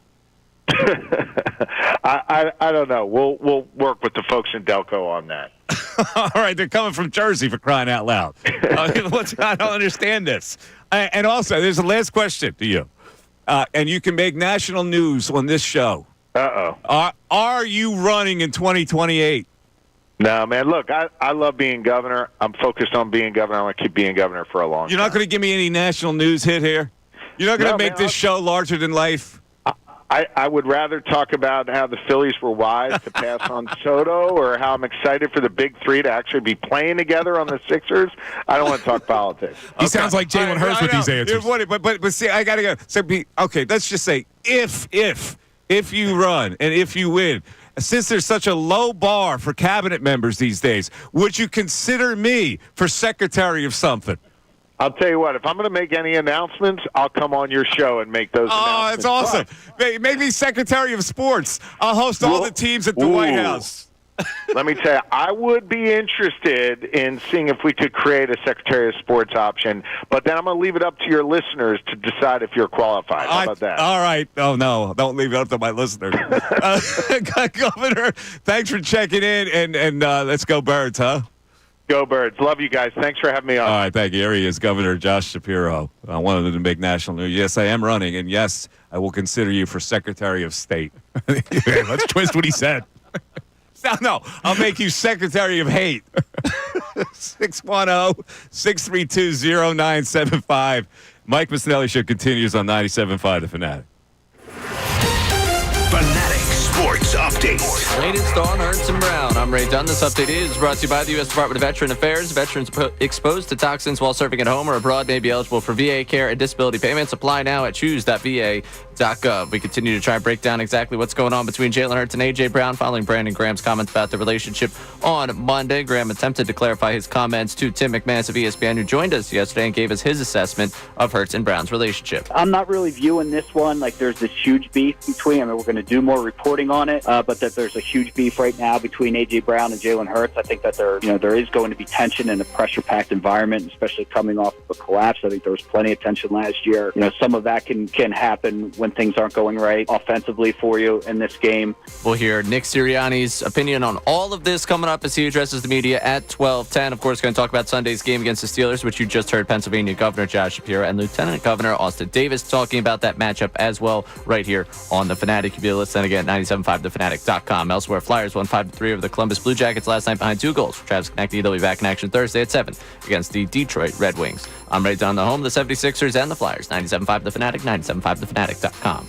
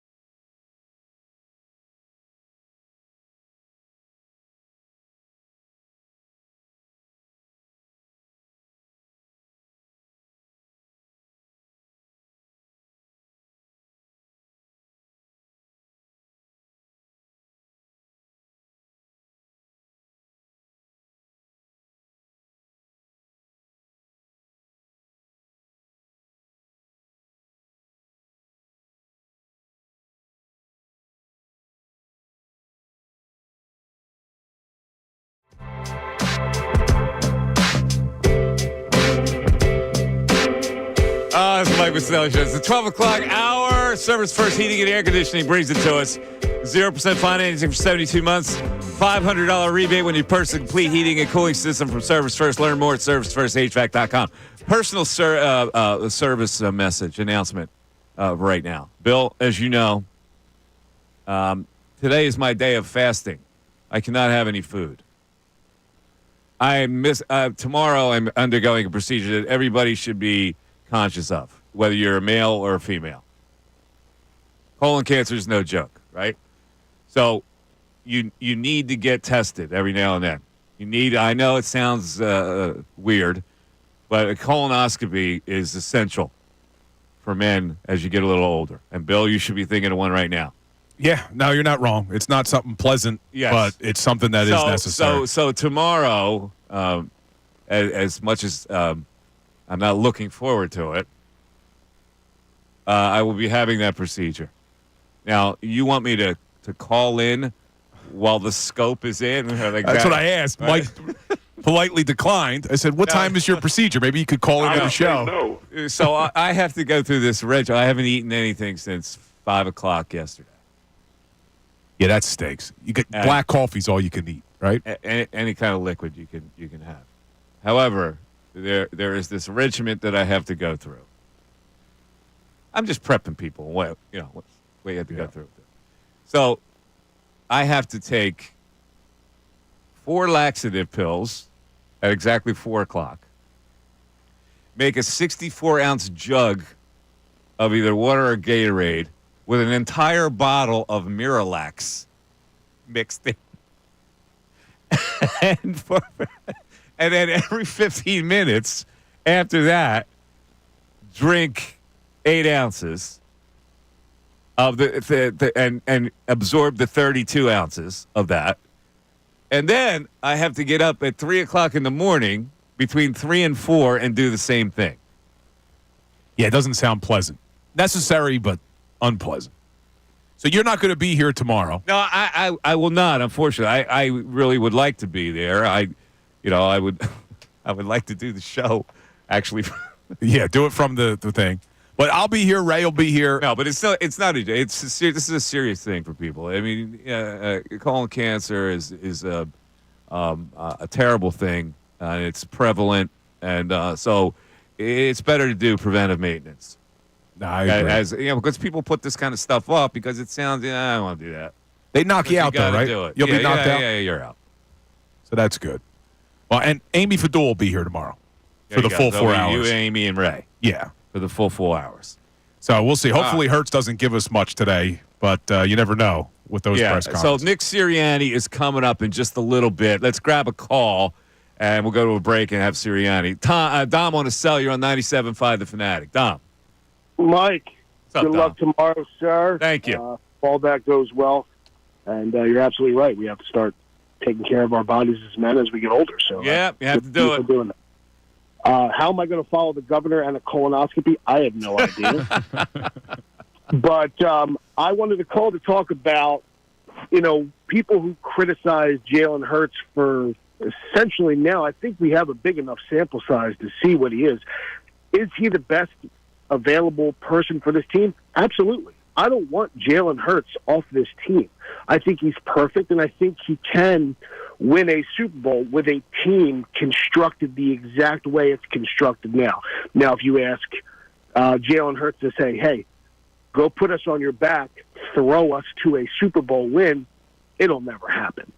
That will, in my opinion, we will never have a version of Jaylen Hurts where he puts us on his shoulder and says, I got to be on Dom. I don't know about that. I've seen him really be a successful passer in this league. Now, it hasn't happened this year because of circumstances and the scheme and all that kind of stuff. But I still think they have enough way. Now, a lot depends on Goddard. But I still think they have enough where if he has to do that, he can make those kind of timely throws.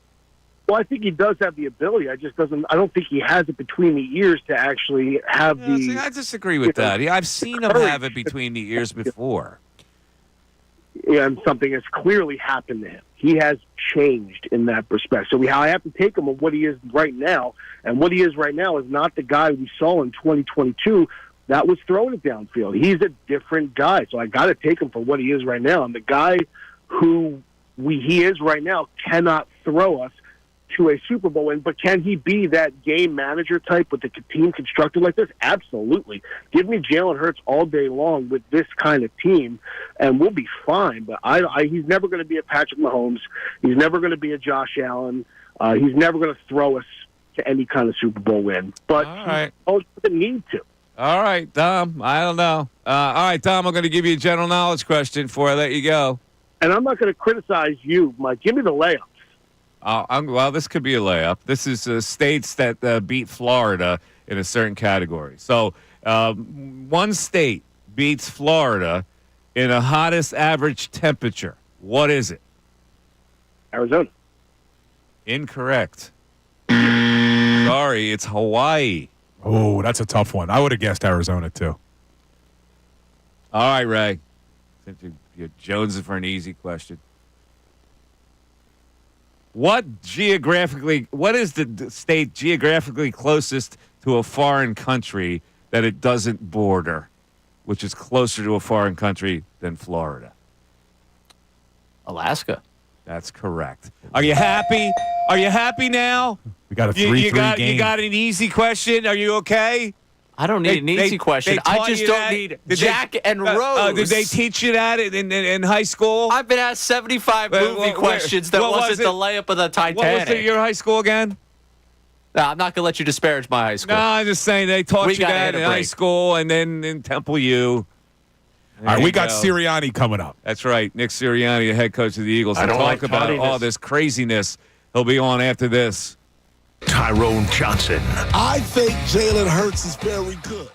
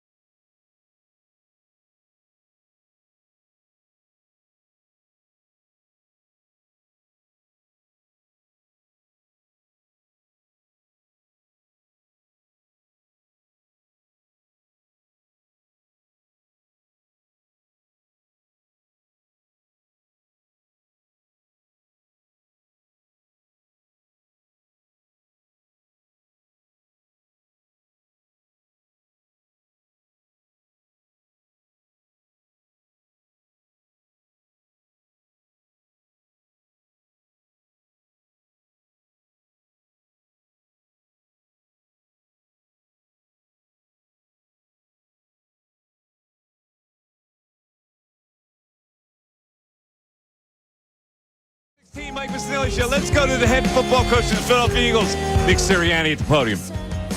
Considering everything that's happened the past few days, Brandon's comments, you talked to Jaylen and AJ yesterday, and I know you're not going to go into the details, but if you did, you could give like a general sense of how it went. I talk to these guys all the time about anything and everything, right? From the game to life to everything. So that's, like I said, that's just part of our process, is to go through, everything. I said, you work on that every single day.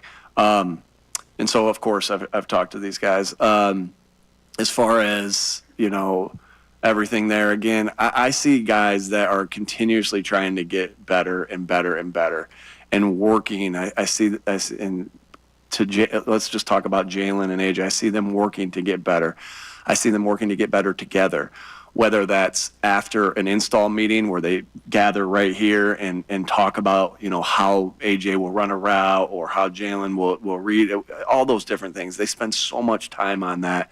And I said this the other day, I think I probably said it on the radio, is like, you guys get to see 3 hours every Sunday in the most, where emotions can play as high as they're going to play in any particular. You get to see 3 hours of that. I get to see this every single day, get to see these guys every single day and how they go about their business and how they interact with each other. I get to see them after practice working on routes together and talking how they're going to go. And so, again, I know there was assumptions of things, and which is we get how that goes, but I can only go on my personal experience of how these guys interact every single day, and these guys are so locked in and focused to getting better and getting better together, so they're on the same page to go and accomplish the things we want to accomplish. And I witness that every single day, whether, again, like I said, of all these places they're talking. I know there's going to be a lot more questions on this. I can see guys kind of getting in their seats ready to ask me another question, but that's what I witness on every day. And all I can go off of, very similar to when y'all asked me about my relationship with Jaylen, like at the beginning of the year. All I can go off of what I see in my personal interactions. But I understand that there are definitely questions that you guys are going to have based off of the last couple days. The other day that this team has more 2022 vibes. Why do you think, what has changed to make this team better equipped to handle any potential hurdles or internal strife down the stretch? We've put so much work into, the getting better every day, but getting better every day is just not a field thing. It is, we talk about tough, detailed, and together. And together has been something that we've worked on from the end of last year, right, through the off-season program, our leadership council, what we all went through as a leadership council group together, myself, the players that were on it, and Cody. We've worked so hard in that. We've worked so hard in our connection as a football team. And I think, again, the moments that you guys can see it in the 3 hours on a Sunday, and I know you guys are out at practice as well, and talk to the guys and are in the locker room, but the moments that you can see it too is just the joy that you see after touchdowns and different things like that. And so I'm so confident that the work, just like you're confident in things that you work on the field, continuously at practice are going to show up in the game. You have that same level of confidence of the things that you work at in the classroom and in your culture. And that has been something that, again, we work, myself, a couple of the other coaches and the leadership council, some of the leaders on this football team worked so hard in the offseason and have continued. And I've seen those, I've seen the guys in that game room in the back working, doing things together more so than it felt. Again, maybe last year we had a little less of that, but it feels again like in the 2022 season. I see the guys and I hear about them going to dinners together and the time, the spending the Thanksgiving together. And so, again, there's just been so much work and so much emphasis on it, just like our tackling, just like our ball security, just like those different things. And so that's where you have the confidence, and that's where you see, man, because you have a feel of what every year is like, and that's where you see of, hey, this is this vibe right here that I have. And again, I completely understand that, with what's transpired the last couple of days of why there'd be questions on that. But again, you go back on the things that you've put work into and your personal interactions and the things that happen in the building on a daily basis. Like a directive from you, and if so, like how do you relay that in terms of making sure everyone's connected and and doing those things? And how do you? Is that a directive of? Yeah, I mean, that you talked about with the leadership council. I think at the end of the day, like when I said, hey, here's what our core values are, right? Blah blah blah blah blah. You know, as you come in there, I think I'm not saying something crazy. Like our core values are teams that are tougher, win. Teams that are detailed win. Teams that are together win, right? And so, like, I think those are just known truths of our identity, of what we want our identity to be. And as we talk through it, and we go through it, my job as a coach is to teach what exactly it means and what exactly it looks like, and then you go from there. But it's not like, again, why do guys buy into that or whatever, however you want to say it? Well, because everyone knows that's the truths of football, and you work every day to try to get better at those things. Was your feeling when you were done talking to those guys, this is not what everybody on the outside is thinking what it is? Yeah, to how I kind of answered Elliot, again, you go on your personal reactions, 100%. But we also understand of why it could look that way. But you address, again, I won't get into what we talk about in team meetings, what my personal talks are with these guys, but we address everything and anything and everything that we need to, because we address it, right? And because I would like for you guys to ask me the questions about the Steelers because it's going to be a tough game, but I understand that these are going to be the questions today. And so because I can't dictate of what questions you guys are asking me, but I can do this in the team, is that you address it, right? You talk about it. You put it out there so that you can be here and here only for the Pittsburgh Steelers, because this is a really good football team that's coming in here, and we got to be on our A game. And so, again, all our focus now, after you talk about it and after you go through all your conversations there, is boom, now our focus is on this. But to answer your question, yeah. So go back to if you feel it was. John, I'm not even looking at you, so I'll come right back to you. If you go back to the bye week, Jordan and Lane specifically gave you some feedback about the running game. Recently, has there been any feedback expressing frustration about the passing game? We talk about everything, right? We try to get better on everything. So whether it's the run game, whether it's the pass game, we go through the same process each and every week, and we try to make sure that we're getting better at all areas of our game. And so that's been part of it. Go ahead, John. Did you feel it was with the team meeting, with the team back together, with all the noise out there, that maybe there was a little clearing of the air with the entire team? Yeah, I think that's kind of what I was saying there is, yeah, I mean, again, you dress it to be able to move on, and again, yeah, same thing I said earlier. Do you feel like you have more time and ability to address something like this season compared to last season, given the presence of Vic and Kellen and Yeah, that's a good question. Again, obviously when you're wearing more hats and you have a little less time, and so again, you still go through all those processes that you go through with the offense and with the defense and the special teams. So, but yeah, you are able to step out a little bit more. I think I've kind of talked to you guys about this. I've been able to go to the defensive line room for a meeting as opposed to always being in with the quarterbacks or with the offense, and so that applies here as well. Yeah. And what are the Steelers doing that is allowing them to be plus 17 in turnover differential? I mean, that's way above the norm. Yeah, those defensive ends they have, that defensive line that they have is special.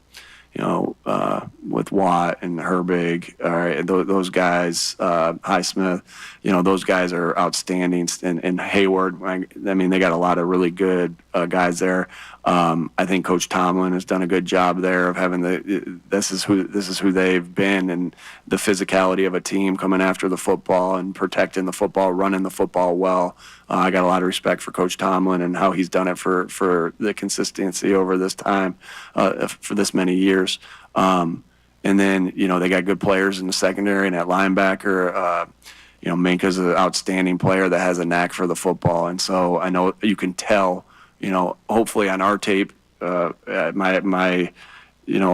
always tell these guys is I want the opposing teams to see how we take the football away and how we take care of the football with our fundamentals. That's important to me. And you definitely can see that on the Pittsburgh Steelers. That's always and constantly on their mind. They got good players, they got good coaches, and you can see that the culture that they have is outstanding. What would you like to see? Question is kind of related. Over overall, what was you talked in the past about your message to the team. So overall, what was your message this morning? And secondly, what's the overall mood of this team going into this Steelers game? Yeah, just tried to reemphasize. Again, won't get too much into the message, but just try to overall emphasize, tough, detailed together. That's been our kind of what we've talked a lot about this year is tough, detailed together, tough, detailed together, tough, detailed together, because those are the things that kind of embody all our core values. What was the second part, Sal? What is the overall mood of the team? Ready to go to work, what I've noticed about this football team is they're so locked in and determined to get better each day. And again, we don't really want anyone else talking to us about anything other than the Pittsburgh Steelers. But what about this scenario for the NFC East, or what about the 1 seed, or what about this? Or we're not focused on that. And these guys are so locked in and determined. How do I know that? How do I see that?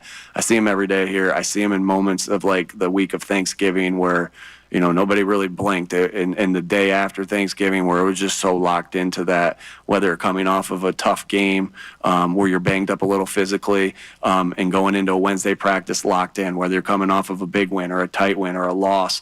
All right, it's been the same laser focus, and that says a lot about our team and our guys as teammates and our leaders on this football team. I'd like to see Jaylen improve on as far as the passing game is concerned. We all got things to get better at. What I do know is what he's done really well is he's taking care of the football at an outstanding rate. You guys would know this better, but I know he's got however many touchdowns and interceptions to the last in this winning streak of how good he's been. He's accurate with the football. He's been able to make plays with his feet as things break down or something not open. So he's done so many good things, and I think, there is so much talk because I know I got to get ready to talk to you guys and hear all the talk about, hey, this or like at the end of the day, like the thing that doesn't get said enough about Jaylen Hurts is he's 45-19 over the past 4 years. Like that's pretty darn special. And so do we all have things to get better at? In the passing game, yeah, I think that's obvious. I think that's what we've been talking about. We all have things that we got to get better at, coaches, players. But it's not just, this is why this is the greatest team sport there is. It takes everybody. It takes every single person being on being together, every single person for the success to happen. It's just not a one-person thing. And so, we're all working to get better. We've had some moments of being good. We've had some moments of not needing it. We've had some moments where we haven't been good enough. I think that's very, again, all those things are true, right? Moments of being very good, moments of not needing it at all, where we haven't done it very much because we hadn't needed it in that game, and moments where we need to be better. But I think that's the nature of this game of football. Two more folks. And in protecting against the Steelers defense, how have you seen Mailata step up this year, and how have you seen him embodying captainship since you made that addition? Yeah, Jordan, one of the really outstanding leader. I think what's special about Jordan is he cares. He is somebody that is constantly trying to help other people. I think that's what probably people voted him a captain for, is that Jordan is more worried that other people are taken care of before he is. And I think that's a sign of a really good leader. I really admire that about him. And that's a hard quality to have because there's so many things you got to worry about for yourself. But he's just always focused on, how do I help somebody else out? How do I get this guy better? How do I get that guy better? I mean, I remember when my brother came with his coaching staff and during OTAs, he had his O-line coach here, and I look over after practice, and Jordan and Lane are sitting there talking to my brother's O-line coach for like 30 minutes. I'm like, what in the hell are they talking about? I'm like, I'm like, well, Mike, who is that? Is that what coach is that? He's like, that's my O-line coach. They just sat there and talked to him for 30 minutes of giving them ideas of how to get better. Jordan and Lane didn't even know that guy, right? They didn't even know that guy. And I think that just kind of speaks to him. I'm grouping them both into this now, but and Lane's a lot like this as well, of like, they just care of how they recognize everybody, that it takes everybody from the scout team to the starter to the quality control coach to the head coach. They realize it takes everybody. They value everybody, and they're willing to help and get. I have goosebumps thinking about that. I appreciate that question because that's how special I think Jordan Mailata is, and that's how special I think I brought Lane into it too, and that's how special I think those two guys are. Last one, folks. We got to get out of here. What are you seeing differently? Go ahead, Zach. All right, I'll get you both. Say that again. Russell Wilson. What are you seeing differently this year with him versus maybe what you saw in Denver the last 2 years? Yeah, we didn't play Denver the last 2 years, so that's something I can't answer. I just know that he's been good for a really long time. He's playing really good football right now. And I think I don't remember the last time that I've been on a team that's gotten ready to play. I don't think I've been on a team here that's played Russell Wilson, right? And so, I mean, you see him sometimes on crossover tape, but that's not how you're watching. If I'm watching, if the Denver Broncos were playing the Kansas City Chiefs and we were getting ready for the Chiefs, I'm watching the Chiefs defense. I'm not necessarily watching Russell Wilson, but man, good player who's been a good player for a very long time. A lot of respect for him. These 4 years, you've been asked so much about personal relationships, whether it's coach, quarterback, receiver. You go on down the list. How much does that matter in a professional setting? Man, I think a big time. Anytime you go through any adversity, you need personal relationships. Anytime you go through any success where, you can get it, everything comes down to that. Again, I'd go back to this. You're willing to fight a little bit harder for somebody you care about. You're willing to stick up for the person a little bit more when it's somebody you care about. You're willing to go out. You're willing to work a little bit harder when it's somebody you care about. You're willing to scratch and claw and die a little bit more for somebody you care about. And so I think that's important. And I also think on the other end of that, Zach, is that when you're able to get your coaching points across of what's important because that person knows you care about him, and it's not an attack on him. It's how you were trying to get that person better. But they sometimes, you guys got to believe that based off of how your relationship is with them. So there's so many things. You want that extra effort. Like this game is a game of inches, and it's such a league that the parity is so tight. So you want that extra effort from everyone. That's not why you do it. You do it because that's why we got into this. That's why I got into this is you're still part of a team. You still have the relationships with players. You still have the relationships with the other coaches. But those are the fruits of it, right? Is, again, they go a little harder. And also, you open their ears a little bit more to, okay, this guy and I are tight. Let me hear what he has to say even more so here. Because, again, football is different from way back. It was like, you do it because I said so. Like, that's, there is part where you talk. No one talks like that, right? It's just like you have to build the relationship to get your coaching points across. All right. Boy, General Nick Sirianni. I mean, the legend just grows with his maturity. He answered every question tremendously. Basically, to summarize, you only see a limited reaction here. I'm with these guys every day, so I have no worries about this little beef. We all have to get better. And by the way, Hurts is 45-19. And he did bring up his brother. I missed it. 610-622-0975. Quick text before we go to a break. What do you got there, Ray? All right, we got one texter that has their takeaway from this Nick Sirianni presser. The soap opera is now over. Sunday's game is priority number one. Look at that. He just disposed of the whole thing. He's a good coach. Not here, but he disposed of it, he thinks, with the local media. 610-632-0975. We're still going to talk about it. Mike Missanelli Show back after this. Fanatic Sports Update.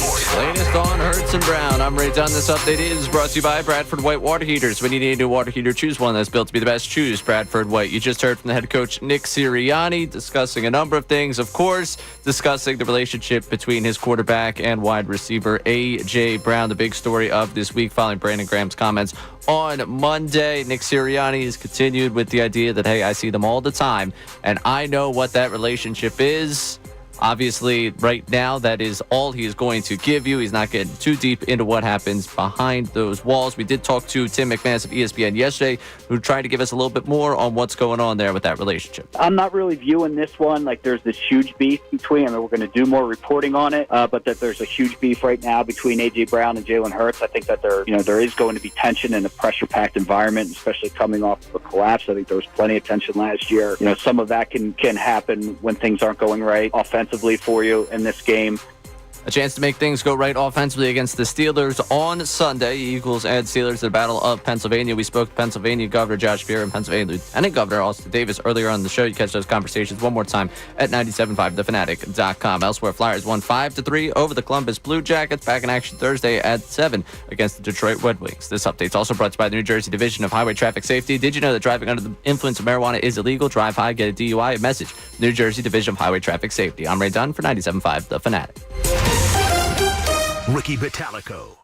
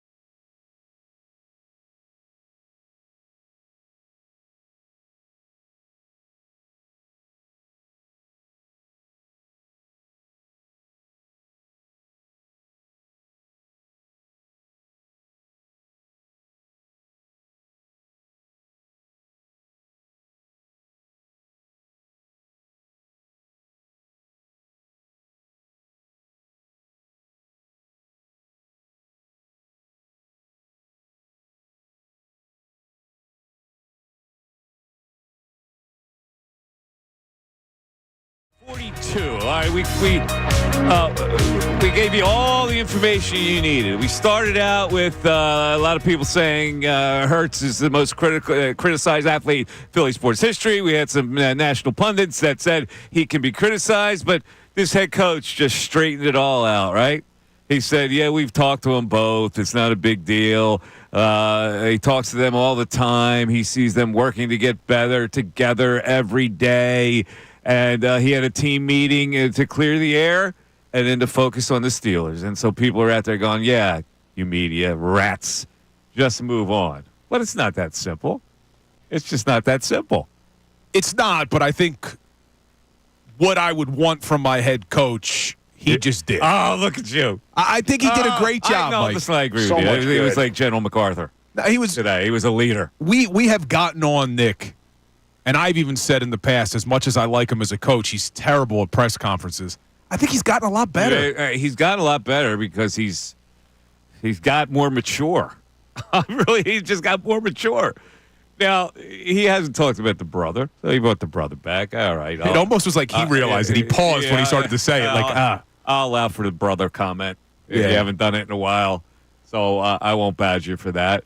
But again, we're back to the same issue here, and the issue is the quarterback has not dazzled. Is that going to be enough to win something? And I go, why not? The way they're playing right now, the scheme that they've developed has been successful. If it bites them in the butt, then we reserve the right to say, see, I told you, or you do anyway, because you've been saying that now. That's the fear. If they get behind in a playoff game, is their passing game potent enough to get back into it? And I go, I've seen it before, so I say yes. Just because he hasn't been dazzling this year doesn't mean that in a moment of clutchness that he can't dazzle again with the weapons that he has.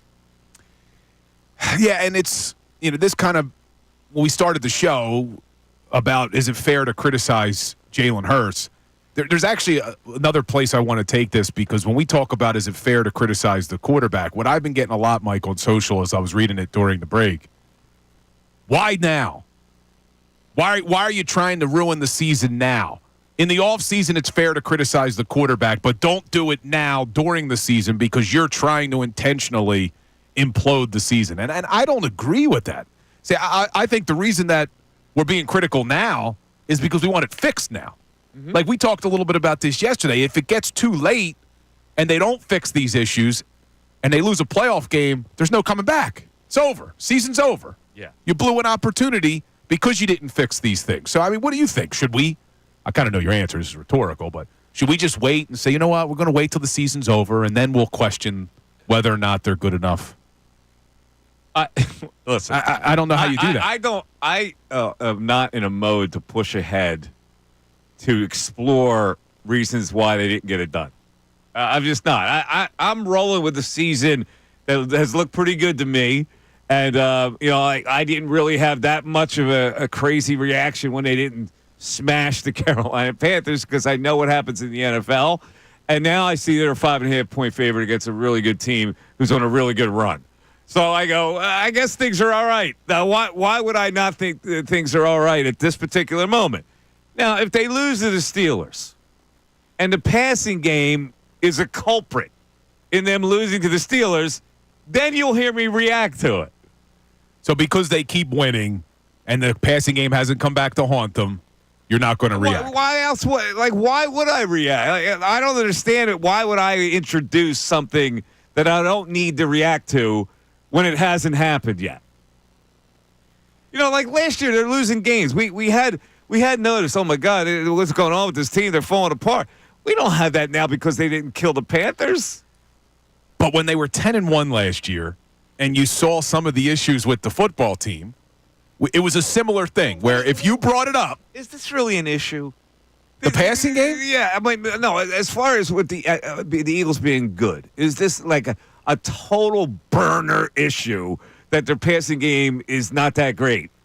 Because other elements of the team are. See, I can't look at like the one thing. If I saw, if they lost to Carolina, that would have me have a different feel about it. But they're not losing. And I hate the but if this happened, but I'm going to do it. If Leggett catches that ball, they do lose. And we are talking about because it was the passing game that was inept against a really bad Panthers defense. A better team makes that play for a touchdown, and they lose because their passing game sucked in that game. That's what you're saying. Yes, I mean, look, Okay. you could go back to the Ravens. That's fair. The Panthers. Yeah, but basically, they did beat the Ravens, and they only put up 112 net yards.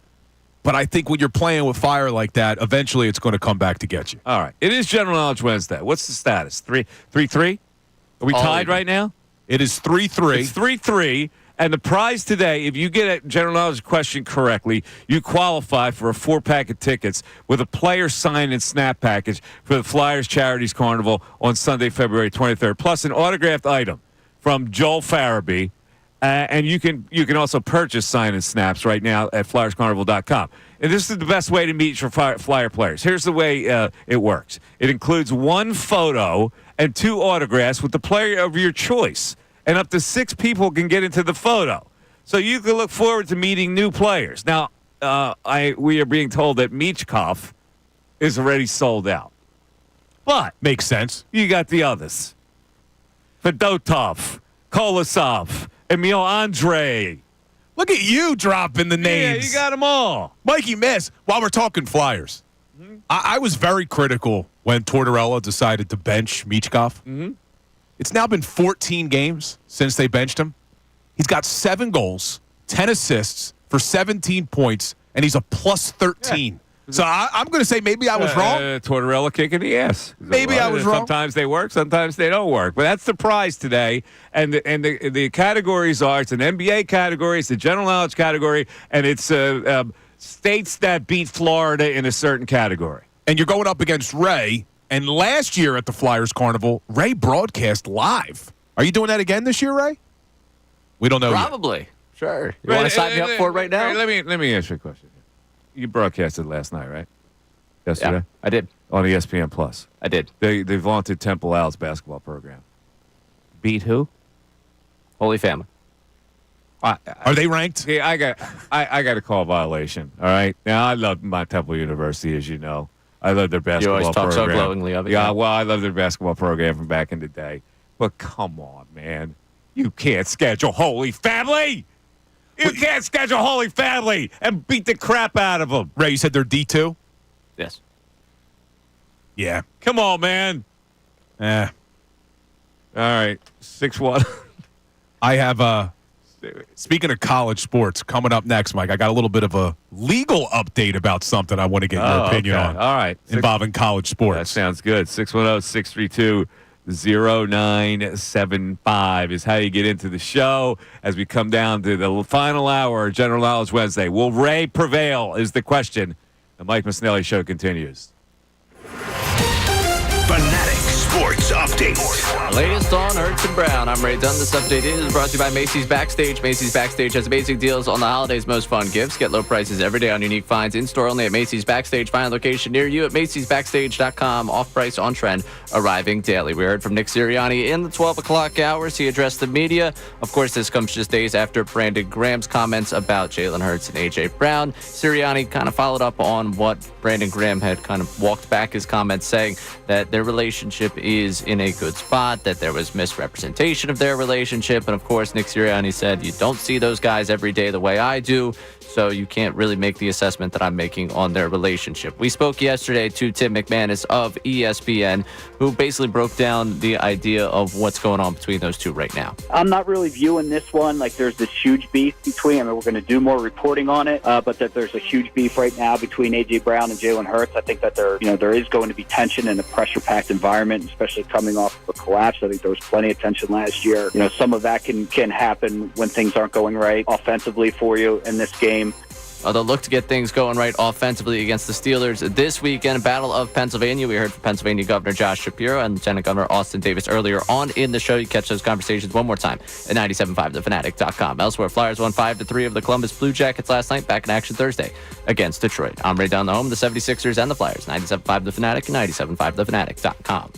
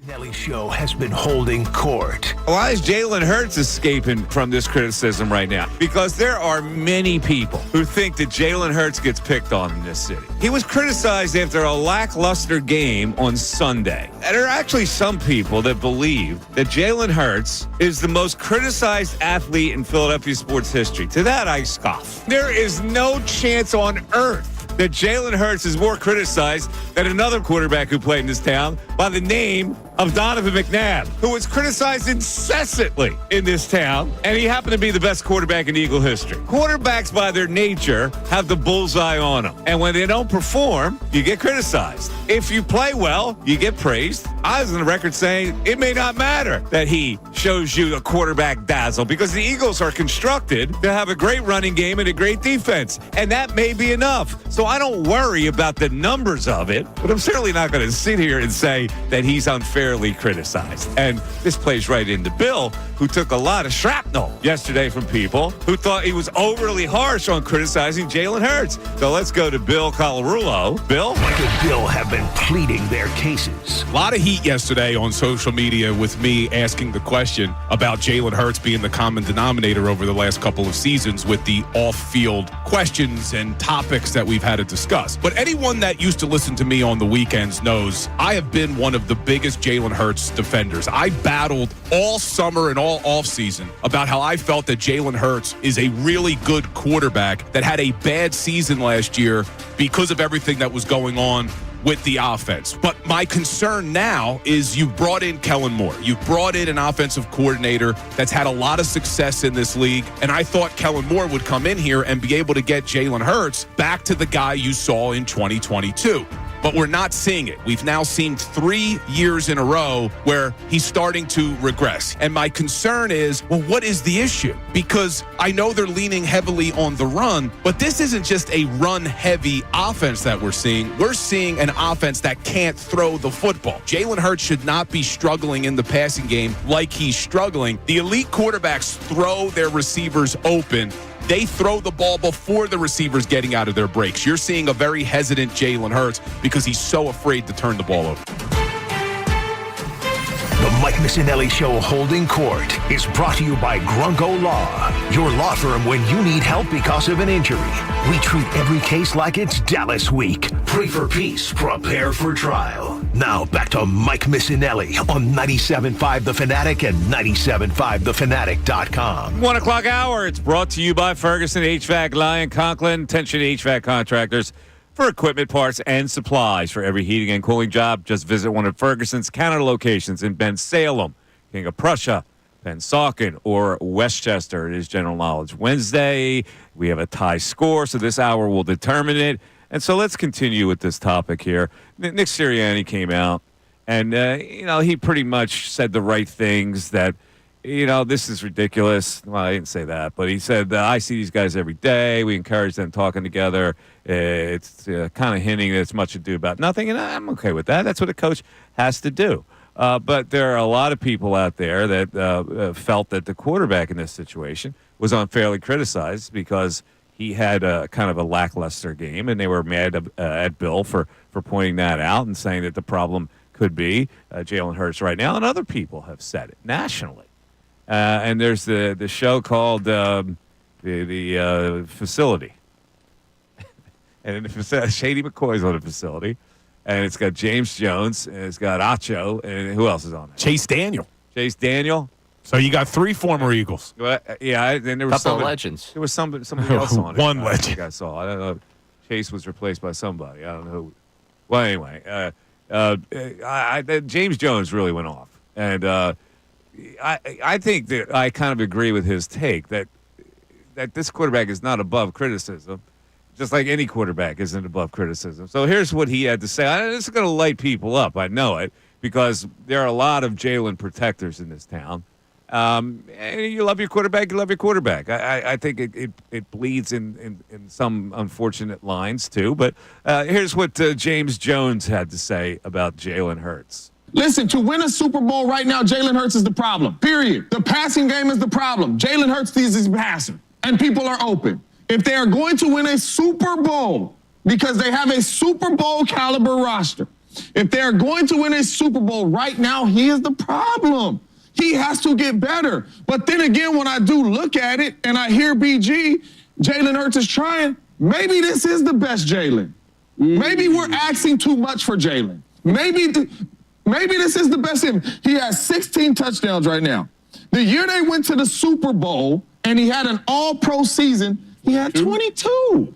And I understand you're looking at me like that because we see people wide open. I understand. Throw the ball. But he ain't been throwing it because his stats say that he's on pace for everything the same. So from year to year to year, he has not been throwing them. So in my humble opinion, 100 yards passing, a little over 100 yards passing, a little over 100 yards passing the last 3 games. That's not winning no Super Bowl, and we're watching people be open. So if you're asking me if it's one problem to pick on the Eagles that's really going to hold them back, that is the problem. It's the quarterback not passing the football. And there's nothing wrong with calling him out on that. He's a player on the team. All right. Yeah, that's pretty loud. And I listen, I don't disagree, but what he's saying is kind of what you fear. That not winning a Super Bowl could come down to the lack of a passing game. Yeah, it is my fear, but there's one area of that I disagree with James Jones on, though, is he's only highlighting the passing touchdowns. And in Jalen Hurts' instance, you can't really talk about passing touchdowns and not include his rushing touchdowns. Mm-hmm. Because right now, what does Jalen have in rushing touchdowns, Ray? Do you have that number in front of you? I know he's got 21 touchdowns, as James Jones just said. But rushing touchdowns, let me see. I got his stats in front of me, Ray. Jalen Hurts this year, 13 rushing touchdowns. So, I mean, that makes up for the lack of passing. Well, because you still got to get the ball down there. I right? Get it, but he also said this. Maybe this is the best Jalen. In other words, we've seen the absolute max, and that he's incapable of being this kind of a passing game quarterback.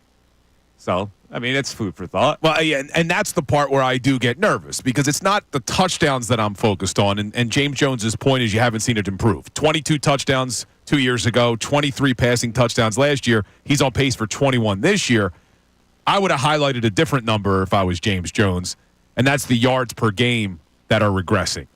247, then down to 227, and now he's down to 200. And passing yards per attempt is an important stat. All right, let's go back to the phones. We got Skip in Center City. What's up, Skip?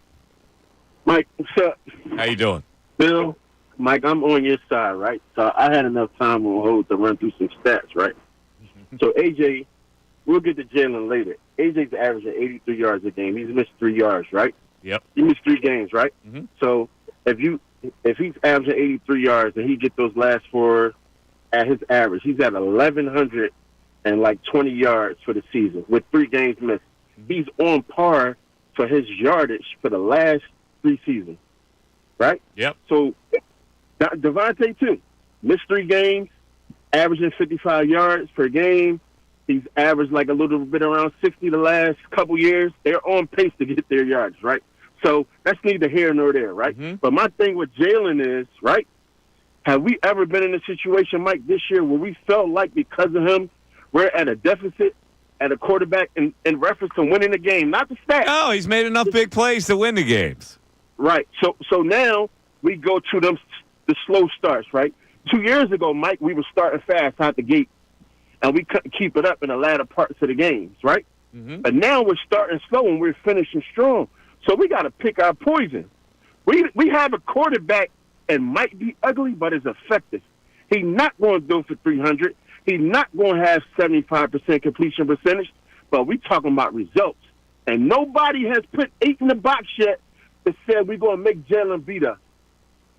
I agree. The only thing, as the playoff level goes up, and a team may, because the Eagles have had problems scoring early, a team gets up on them, right? Now, what do? It's hard not to panic and go to the passing game. Is he capable then of getting you back in the game? Well, we've seen it, Mike. We've seen it in the Super Bowl. We've seen it. We've seen him consistently go head up against some of the better. No, I agree. I agree with you, Skip. I agree with you. Now, Mike, we say this, right? Okay, what two things travel in the playoffs? Defense And running game, right? running game, yeah. So now, If it's in a cold weather city, now they're gonna have to play Right, okay. that in Detroit. Now we in a dome. It's even more effective. 'Cause Maybe, we know but that we other gonna- team plays really well in that dome. But if you look at their stats, they lead by the run too. And what's our strength, Mike, on the back end? What's our strength? All right, I hear you. Make a good point. You make a good argument. All right, here's your general knowledge question, Skip. Are you ready? The audience can take the lead, and it happens to be an NBA question. Shaquille O'Neal was traded from the Lakers to the Heat in 2004. Name one of the players the Lakers got from the Heat in that trade. Name one of the players. Lamar Odom. That's it. You name one. Lamar, can you go further? I think it was Lamar Odom.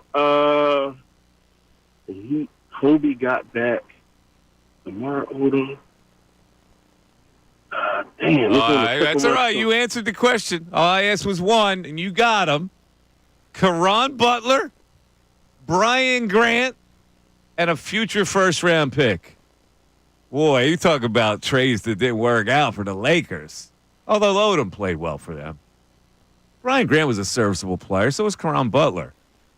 But, in the magnitude of the whole thing, he went up winning the championship. Yeah, but the Lakers were still okay, weren't they? They got two more eventually. Yeah, they were all right. They were. But Yeah, I guess you could say it worked out. Look at the players. Lamar and Caron Butler, Brian Grant, they were all solid players.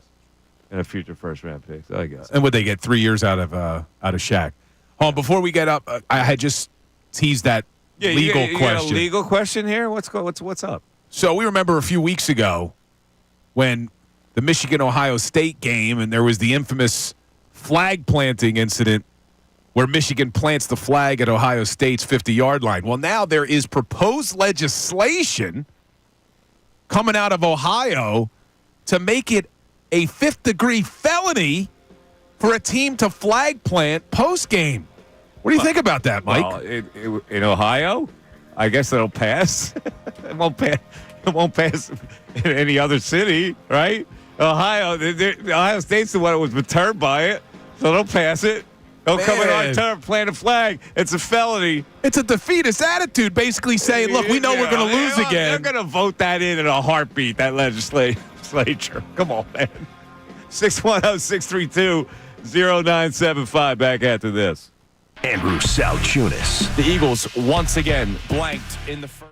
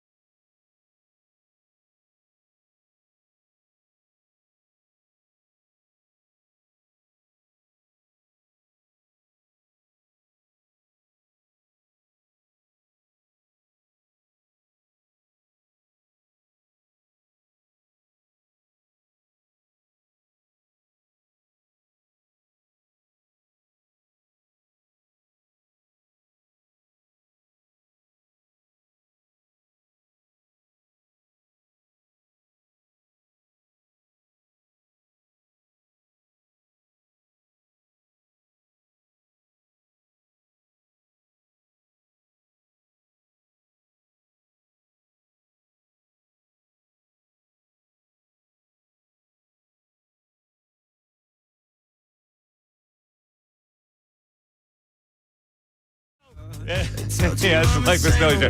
I'm sorry, folks. I'm drinking a lot of liquid today. I'm running a bathroom. So that's the way it rolls. I think Ray loves when you're a little late. I know he does. He gets to hit all the drops. Yeah, he absolutely does. We have a deal of the week going on right now here at 97.5 The Fanatic. The Fanatic deal of the week is 2 adult extended day lift tickets to Bear Creek Mountain for just $80. That's in Macungie, PA, Bear Creek. It's the ultimate destination for skiing and snowboarding.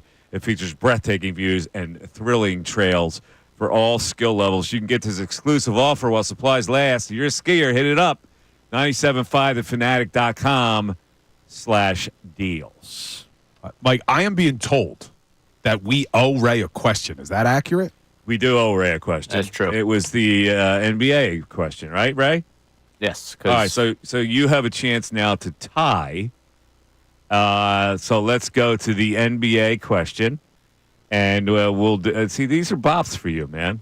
Okay, what Pistons star in 2002 won his first of 4 Defensive Player of the Year awards? Ben Wallace? That's correct. See, these are easy peasy. That's why we got to get to the general knowledge questions that really, cut the ice here. Yeah, if somebody was keeping stats at home, which I doubt they are, but over the last couple of months, he's got to be batting like 800-900% on sports questions. Yeah. You very rarely get the sports questions wrong, but then you get asked a very basic question like the type of underwear in a Cisco song, and you clam up. What Egyptian politician from 20 years before your boy that was prime assassinated? minister of Egypt who got assassinated? Or movie characters. The historic treaty between Israel and Egypt. You don't know that one. Apparently they didn't teach that one in history class. This is a good Crying question. out loud. It's YouTube chat. disgraceful. YouTube chat. Ray, spell NBA. What did the guy take a shot at me today? DGB or whatever his name is? MBD. I can't remember what he said.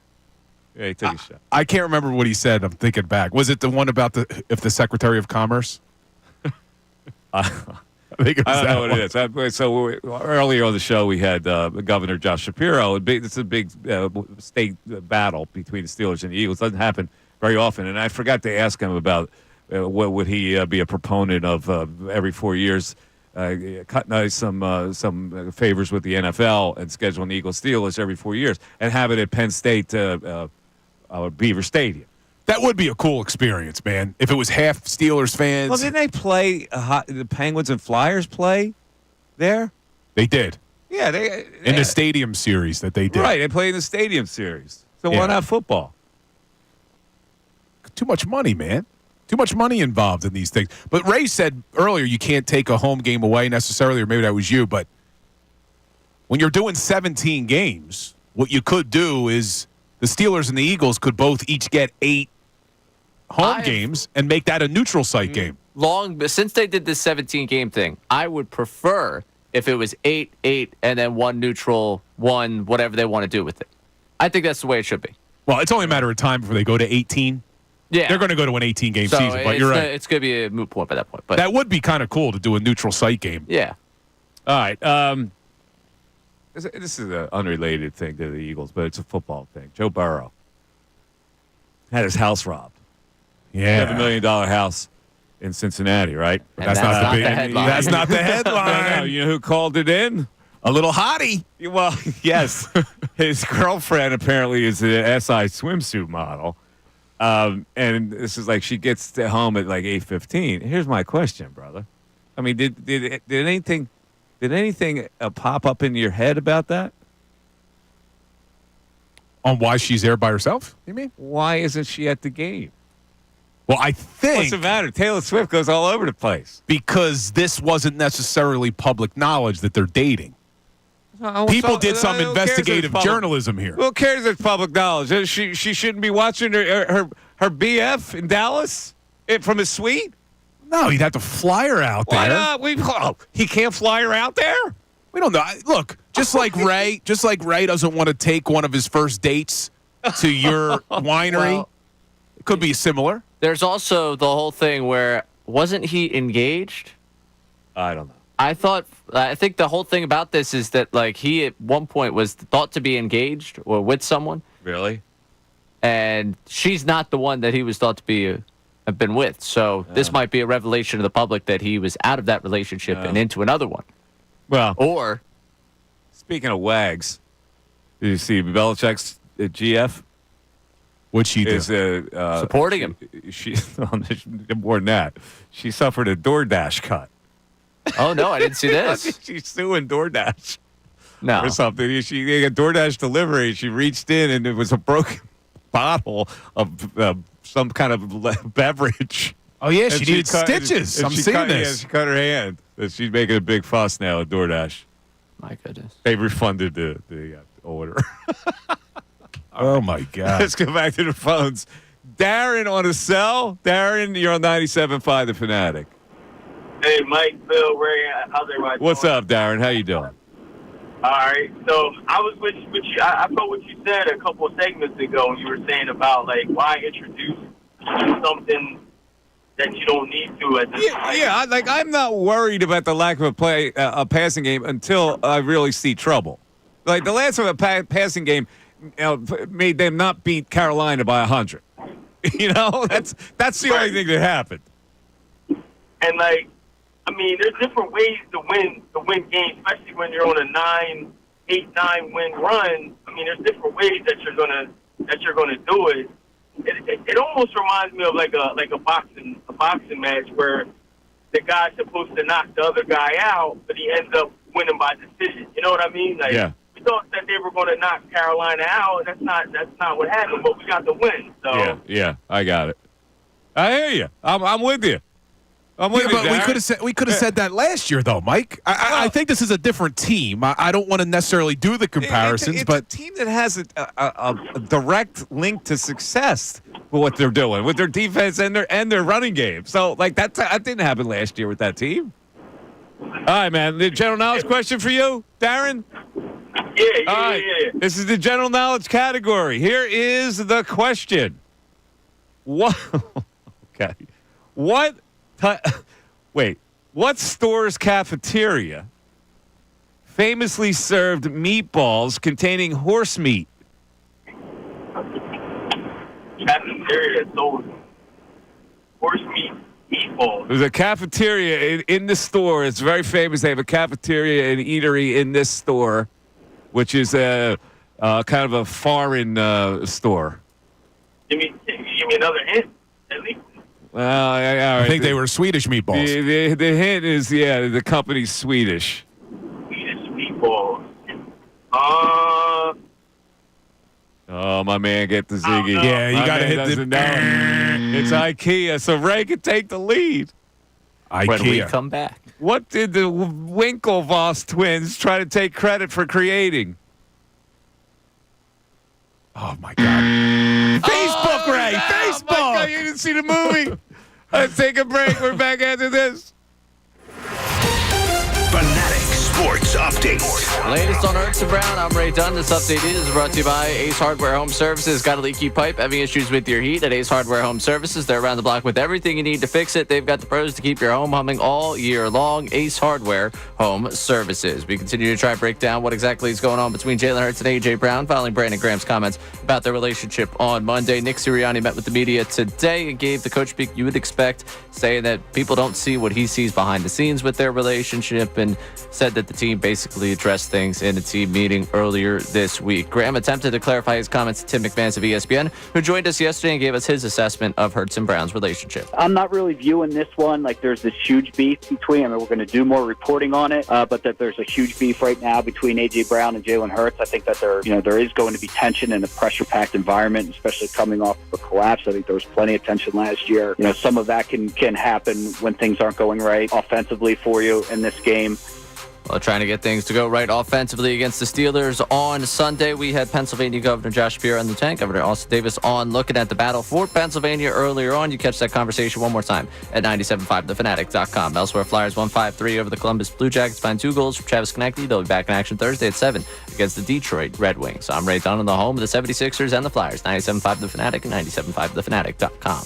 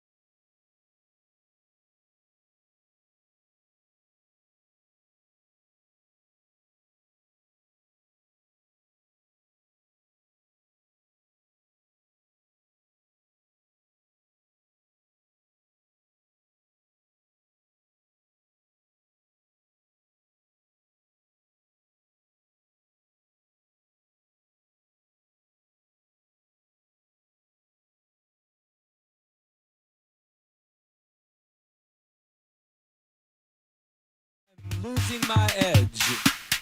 Mike Missanelli Show. The kids. We always keep our edge. Right here on 97.5 The Fanatic. On the Mike Missanelli Show. And so does Manuel Acho. We played James Jones a little earlier. So if you haven't heard Acho, a former Eagle for 10 seconds, Acho laid it out. That why are we so afraid to criticize Jaylen Hurts if he doesn't have a great game? Here's what he had to say. Do that to Jaylen, and it's like you committed a sin against God. If you talk about Jaylen Hurts, it's like you blasphemed the name of the Lord. It's like you really committed a crime that will send you to the depths of hell for eternity if you talk about Jaylen Hurts. It's the craziest thing. Saquon running the ball at a proficient level. Offensive line blocking at a proficient level. AJ getting open, and you know he can catch, and Jaylen is just not delivering. Be glad you have A.J. Brown, because any other receiver would handle this differently. Like Eagles, thank the good football gods you got A.J. All A.J. Brown said was passing. So A.J. Brown is on his best behavior. Jaylen Hurts is at the center of the chemistry problem and the passing problem. That's how I'm a verbalizer. Oh, there you go. Acho laying it out. Normally he's just a loudmouth, but I think he's pretty accurate with that one.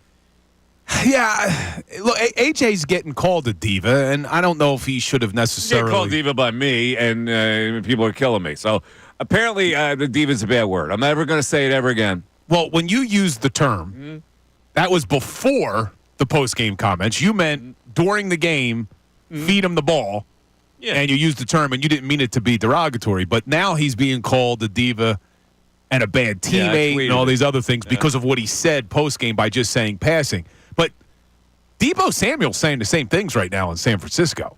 It's not getting as much publicity because the 49ers aren't 11-2. With the Eagles being 11-2, this is kind of big news, especially here in Philadelphia. But I think Acho, and I don't agree with him a lot, he's not wrong. I mean, other wide receivers would probably have reacted differently than what you just got from A.J. Brown with one word. All right. Back to the phones we go with Brian in Dallas. Brian, you're on 97.5 The Fanatic. Hey, what's up, guys? What's up, Brian? Hey, I'll be quick. And I agree with basically everything you guys said. I just want to tell the audience, I was just like I was a big Jaylen Hurts supporter. I was, right?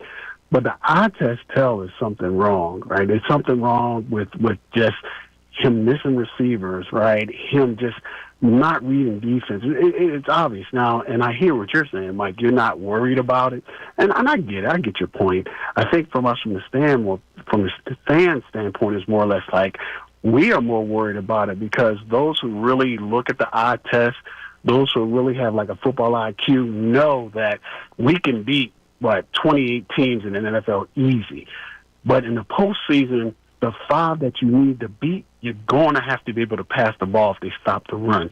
You're going to have to be able to throw receivers open. You're going to be able to have to anticipate coverage. These things we know, and when you see that Jaylen, I'm going to use the word consistently for lack of a better term, fails in those areas, that's going to be a problem.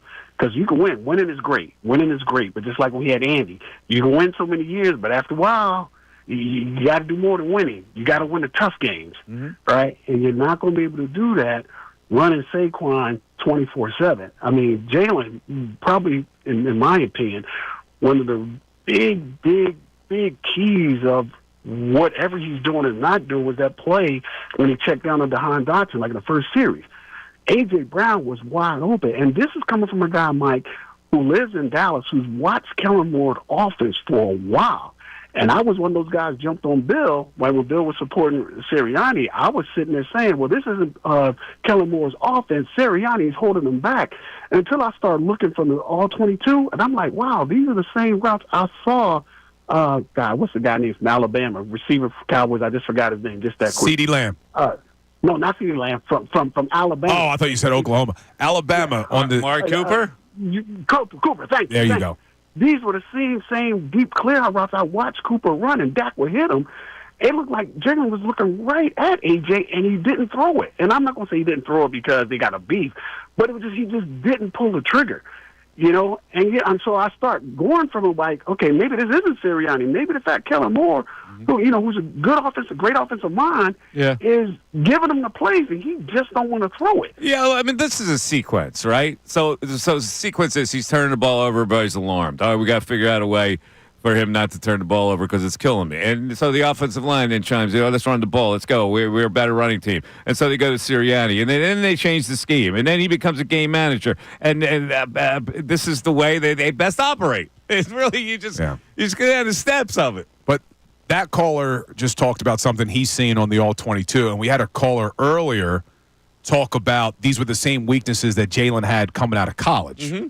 So during the break, I just pulled up Jaylen's draft profile from NFL.com. Yeah, right? A lot of people have put this out there. Yeah, so you'll find the same player. Yeah, the weaknesses. Yeah. Has issues sustaining rhythm as a passer with so many off-schedule throws, inconsistent patience allowing routes to develop, slow recognition of early throw opportunities, leaves slants and crossers behind targets.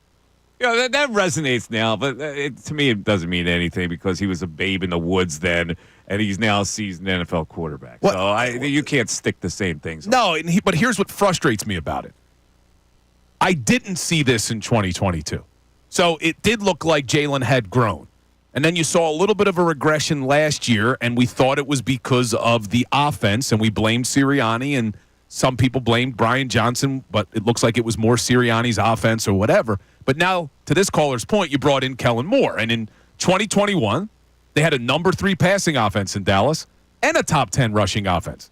In 2022, number 14 passing offense with a top 10 rushing offense. Even last year, with Justin Herbert, who only played 13 games and then got hurt, they still had a number 13 passing offense. And now you're 31st? It just, something's not adding up. And that's why I keep saying, well, the common thread is the quarterback. You can't blame Nick anymore for this. All right. Will in Levittown checking in. What's up, Will? What's going on, fellas? Good afternoon. How are you, Will? Hanging in, guys. Point I wanted to make. Do you think at all the criticisms on Jaylen Hurts, good or bad, are people wanting to be right about not drafting him from the start? Like they resent him and blame Carson Wentz's regression on him so he can never do right up to and including going to the Super Bowl? No, I think that wore off because he was an MVP candidate in this league. So, no, I just think they see... And he kind of has similar stats this year to his MVP year, no? Early on. Yeah. Yeah, but no, I don't... I think that's pretty much worn off at this point. Yeah, they like the fact no matter what he does, like first drive, they're all over him on social media. I'm like, guys, let the game breathe. Yeah, I get it, but that's every quarterback, man. Really, there hasn't been a quarterback in this for any team in any city that doesn't go through that. Yeah, but I've actually said this before, Will, that I do think that the people who were very anti-Jaylen Hurts coming out of college want to be right, and that's why they haven't really jumped on. Because last season it was, 2022 was an outlier. 2022 was an outlier. And I defended him, but now I don't know, man. Listen, I don't know. I have questions. If Carson Wentz had gone somewhere else and become a good player, then maybe that would have lasted. Well, it's not less about Wentz, but it's more about being wrong about Hurts. Because like so many people... They shouldn't have drafted him in the first place. This, that, and the other thing. I don't know, but there was also a period of time where they were really glad they drafted him. So, I don't know. I don't know. All right. Will? Yes. What's the score? 4-4. Will? It's 4-4. Yes, sir. Oh, boy. Fate of the audience comes down to you. Oh, that's no pressure. All right, so this is states that beat Florida in whatever category it is. So I'm going to go with this one here. What states, now they execute a lot of people in Florida, but what states beat Florida in executing criminals? All you have to do is give me one. Texas? Texas is correct. Wow, solid answer. Nice job. The other two are Virginia and Oklahoma. All right, Ray. What beats Florida with the highest total of African American population. But One other Florida? state beats Florida. Highest percentage. Percentage. Highest total. I'm sorry. Highest total of African American population. California. Incorrect. Oh. Texas is the correct answer. So we got 5-4 callers. The audience leads. Randy checks in. What's up, Randy in Chestnut Hill? Mikey Miss, what's up? What's up, Randy? Yo, it is Wednesday, right? Yes. And we are still on Jaylen like this. And I would understand this. And I called these guys on Sunday. I would get it if he had cost us this game, if there were major turnovers, the game was won, didn't turn over the ball, and quarterbacks miss open receivers. I get that. Our numbers are down because, wait a minute, we do have easily the best running back in the league right now. This guy, he just beat our single season rushing record in 13 games. And I'm trying to figure out how at 11-2 we're having this issue. Well, it's real simple. You want me to get through the steps? Please. AJ introduced it, BG enhanced it, and national pundits have picked up on it. It's really simple to figure out, Randy. What is it? Because I don't get it. AJ Brown introduced it, and then BG said, "Well, there's a problem between those two." Why would we not be talking about it? And if they have a problem, fine. But this idea that somehow Jaylen Hurts is not playing good football is mind-boggling to me. I can't. I don't think they're not saying he's not playing good football. They're saying that the passing game is ranked 31st or whatever it is. So, I mean, that's a fact. Yeah, it is. But why is that? Because we're not having to throw the ball much towards the end of the game. We're running the ball. It's deeper than that. But wait, he's Randy. missing guys. He's not picking up on guys. Worth of the game. But Randy, I just got to give you some stats because you're right. Eagles have a strong rushing attack, but they're 31st in passing. The Detroit Lions have a top 4 rushing attack. They're number 4 in passing. The Green Bay Packers have a top 5 rushing attack. They're 31st in pass attempts, but yet they're still 11th in passing. So we can't keep making the excuse because they're so good at running the ball and they don't throw the ball a lot that's the reason they don't have these passing yards. It's because they're not taking advantage of the passes that are there, and that has to be on the quarterback. And I'm not saying he can't fix it, but I want it fixed before the postseason because I don't want that to be the reason they don't get to the Super Bowl. But again, this is maybe 2 games. This is a problem, right? The last 2 games. And what's happened in those last 2 games? The same thing happened in the last 9 games. We won the game. I get it, Randy. Let me give you your general knowledge because this determines the whole shigig. If you get this, you lock it up for the audience. It's an NBA question. Okay. Which team moved to Oklahoma City? That was the Hornets. That's incorrect. Ray, you can tie it and salvage some self-respect. The Seattle Supersonics were the team that moved to Oklahoma City. Sean Kemp, Gary Payton, Kevin Durant. Well, Sean Kemp and Gary Payton were my NBA Jam guys I used to use. I think they were on there. You're right. Okay. The player who left the Minnesota Timberwolves to become part of the Big Three is who? There's a 2-part answer. Is who? Kevin Garnett. That was Kevin Garnett in 2007. Give me the 2 other starters on the 2007 Celtics team. 2 other, the Big 3? That would be Paul Pierce and Ray Allen. No, not the Big 3. The other of the other. Give me one of the other starters other than the Big 3. I got you. One of the other starters on that Big 3. Yes. Oh, wow. Rondo? Rondo is correct. Oh, man. He doesn't miss. And the other starter, the center, Kendrick Perkins. I was debating Big Perk. We are tied, but the tie goes to the audience. That's all right. They haven't had an outright win in like months. Our winner is Edwin Robinson, a.k.a. Skip, from Philly.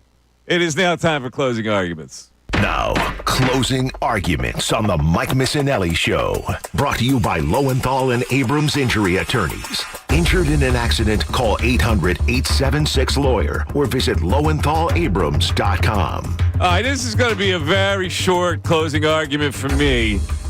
Jalen Hurts has not really dazzled.